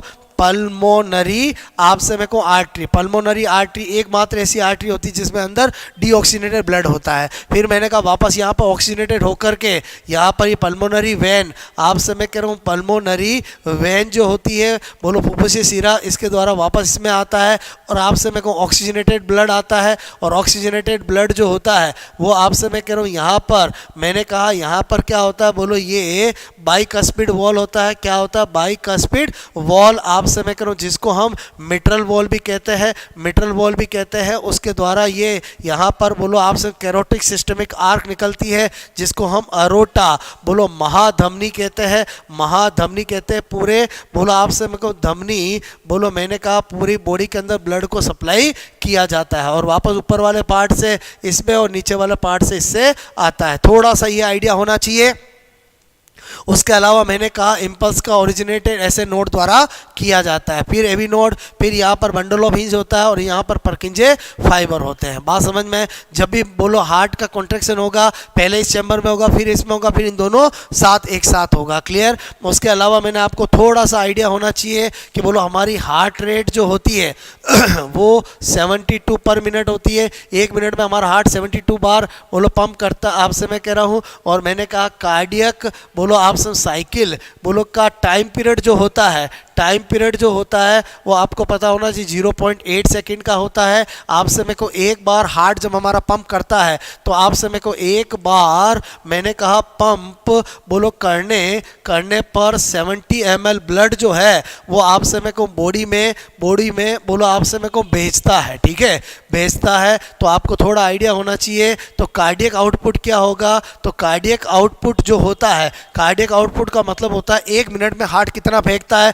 तो एक बार में 70 ml फेंकता है। तो मैंने कहा आपको 1 मिनट में 72 बार अगर पंप करेगा तो 72 बार आपसे मेरे को भेजेगा। तो इसको कैलकुलेट करते तो ऑलमोस्ट आपसे मैं कह रहा हूँ मैंने कहा बोलो ऑलमोस्ट 5 लीटर आता है, यानी हमारे बॉडी के अंदर लगभग 5 लीटर ब्लड होता है। आपको मेरी बात समझ में आए? मतलब सर्कुलेटरी सिस्टम के अंदर थोड़ा हार्ट की स्ट्रक्चर का अच्छे से आइडिया होना चाहिए और हार्ट की स्ट्रक्चर के साथ साथ थोड़ा ब्लड का सर्कुलेशन कैसे आता और कैसे जाता है ये आइडिया होना चाहिए। बिकॉज डबल बोलो ब्लड सर्कुलेशन सिस्टम होता है, 2 बार आता है 2 बार जाता है। वॉल कहाँ पर होते हैं ये आपको थोड़ा आइडिया होना चाहिए। मैंने क्या बताया, समझ में आई मेरी बात? ओके। उसके अलावा मैंने कहा कि आपको थोड़ा सा आइडिया होना चाहिए कि 2 वॉल और होते हैं, एक थिबेशियस वॉल होता है, एक यूस्टेकियन वॉल होता है। जो हमारी आईवीसी है बोलो इन आपसे मेरे को जो एसवीसी आईवीसी है, एसवीसी में कोई वॉल नहीं होता है। जो आपका आईवीसी है बोलो आपसे मैं कह रहा हूँ बोलो उसकी ओपनिंग पर मैंने कहा यूस्टेकियन वॉल होता है। और हार्ट की वॉल से जो कोरोनरी साइनस लेके आती है वहाँ पर बोलो आपका थिबेशियस वॉल होता है। क्लियर, हार्ड साउंड का आइडिया होना चाहिए। फर्स्ट हार्ड साउंड लब होती है और सेकंड हार्ड साउंड डब होती है। फर्स्ट हार्ड साउंड जो लब होती है वो आपसे मैं कह रहा हूँ ट्राइकस्पिड और बाइकस्पिड के क्लोज होने से बोलो आती है, और जो आपकी जो डब होती है वो आपसे मैं कहूँ पल्मोनरी आर्टरी और करोटा जो है उसकी ओपनिंग पर सेमी ल्यूनियर अर्धचंद्राकार कपाट होते हैं उनके बंद होने से आती है। इतना अगर आइडिया है आपका काम हो जाएगा, क्योंकि इसके अंदर मैं आपको ब्लड ग्रुप आरएस स्पेक्ट्रा अभी पहले बता चुका हूं। तो आपसे मैं कहूँ हमने सारे सिस्टम देखे, बोलो आपसे मैं कहूँ अब थोड़ा सा मैं आपको किसका आइडिया दे दूं, रिप्रोडक्टिव आपसे मैं कहूँ सिस्टम का। ठीक है,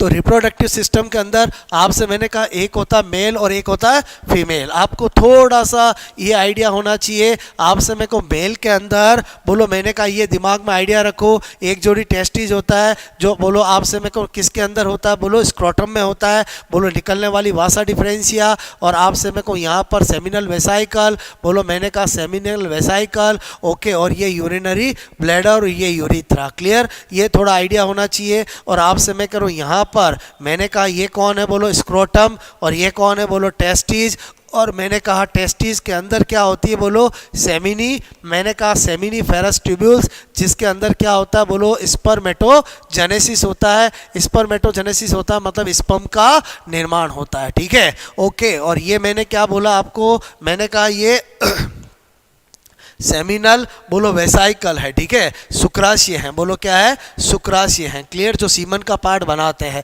और आपसे मैं कहूँ ये क्या है, बोलो मैंने कहा वासा डिफरेंशिया है। क्या है, बोलो वासा डिफरेंशिया। ठीक है, वासा डिफरेंशिया यानी शुक्र, आपसे मैं करूँ शुक्र क्या है, बोलो वाहिनी। ठीक है, शुक्र मैंने कहा बोलो वाहिनी होती है। क्लियर, उसके बाद ये इजैकुलेटरी डक्ट होती है। क्या होती है, इजैकुलेटरी डक्ट। ये क्या होता है, बोलो प्रोस्टेट। आपसे मैं कहूँ प्रोस्टेट ग्लैंड, ये भी आपसे मैं कह रहा हूँ एक होती है और सीमन का बोलो भाग बनाती है। यहाँ पर मैंने कहा बोलो एक जोड़ी काउपर ग्लैंड होती है। क्या होती है, बोलो काउपर्स आपसे मैं कहूँ ग्लैंड होती है। ये थोड़ा मेल का आइडिया होना चाहिए। और फीमेल के अंदर आपको आइडिया होना चाहिए कि फीमेल में बोलो एक जोड़ी क्या होती है, ओवेरी होती है, जिसमें बहुत सारी उगोनियाँ होती है। और यहाँ पर आपसे मैं कहूँ ये बोलो फैलोपियन ट्यूब होती है। और आपसे मैं कहूँ यहाँ पर आपका ये यूट्रस होता है। ठीक है, बोलो आपसे मैं कहूँ क्या होता है, बोलो यूट्रस होता है। ओके, मैंने कहा यहाँ पर ये वेजाइना और ये वल्वा। क्लियर, तो ये तो कौन है, बोलो ओवेरी, एक जोड़ी ओवेरी होती है। ये कौन है, बोलो फैलोपियन ट्यूब होती है। और फैलोपियन जो ट्यूब होती है वो आपके फर्टिलाइजेशन का स्थल होती है, जिसमें भी मोल मेन एक एम्पुला पार्ट होता है। बोलो आपसे में ये फर्टिलाइजेशन का स्थल होता है। ये बोलो आपका यूट्रस है और ये इसका मेन फंडस पार्ट है। अंदर वाली जो सबसे अंदर वाली लेयर होती है उसको एंडोमेट्रियम बोलते हैं। क्या बोलते हैं, एंडोमेट्रियम। ये बोलो आपका सर्विक्स है। सर्विक्स क्या होता है, बोलो नेक ऑफ आपसे में को यूट्रस होता है। क्लियर, और ये आपका वेजाइना है। और आपसे में को ये ओपनिंग जो होती है उसको वल्वा यानी भग कहते हैं। क्लियर, ओके, आपसे मेरे को मेल और फीमेल का थोड़ा आपको ये आइडिया होना चाहिए। बात समझ में आए, यहाँ पर मेल यूरिथ्रा में बार्थोलिन ग्लैंड होती है जो काउपर ग्लैंड का बोलो आपसे मैं कहूँ बिल्कुल सिमिलर होती है। बात समझ में आए। अब मैंने कहा आपको एक एम्ब्रियोलॉजी, ठीक है, बोलो एम्ब्रियोलॉजी, ह्यूमन एम्ब्रियोलॉजी आपसे मेरे को बहुत इंपॉर्टेंट है। आपको थोड़ा सा मैं आइडिया दे रहा हूँ कि इसमें आपको क्या ध्यान रखना है। 3 स्टेप आपसे मेरे को, एक मैंने कहा गैमेटोजेनेसिस, ठीक है, बोलो गैमेटोजेनेसिस आपसे मेरे को जेनेसिस, ओके, जिसमें 2 होता है। एक आपसे मेरे को स्पर्मेटोजेनेसिस, स्पर्मेटोजेनेसिस आपसे मैं करूं, और एक क्या होता है बोलो ऊजेनेसिस, ठीक है, एक प्रोसेस होता है। आपसे मेरे को स्पर्मेटोजेनेसिस में भी 3 प्रावस्थाएं होती है। बोलो एक होती है मल्टीप्लिकेशन, आपसे मेरे को एक होती है ग्रोथ और एक होती है मैच्योरेशन, ठीक है। आपसे मैं करूं इसमें भी 3 होती है। ये ओवरी में होता है और ये बोलो आपसे टेस्टिस में होता है। इस गैमेटोजेनेसिस में हम स्पर्म और एग का निर्माण कर लेंगे। उसके बाद आपसे क्या होता है बोलो फर्टिलाइजेशन। और फर्टिलाइजेशन आपको पता होना चाहिए कि फर्टिलाइजेशन कहाँ पर होता है। आपसे मेरे को निषेचन बोलो फैलोपियन, मैंने कहा फैलोपियन बोलो ट्यूब, आपसे के एम्पुला, मैंने कहा एम्पुला पार्ट आपसे मेरे को में होता है। क्लियर, और जब निषेचन हो जाएगा तो फिर क्या होगा, क्लीवेज। और क्लीवेज क्या होता है बोलो, ये भी फैलोपियन ट्यूब में ही होता है। इसकी बोलो साइट क्या होती है, बोलो अच्छा, फर्टिलाइजेशन का प्रोडक्ट क्या होगा बोलो, जाइगोट। और साइड क्या होगी बोलो, मैंने कहा फैलोपियन ट्यूब, क्लियर। और आपका क्लीवेज होता क्या है, मैंने कहा जाइगोट में शुरुआती विभाजन जो होते हैं उनको क्लीवेज कहते हैं।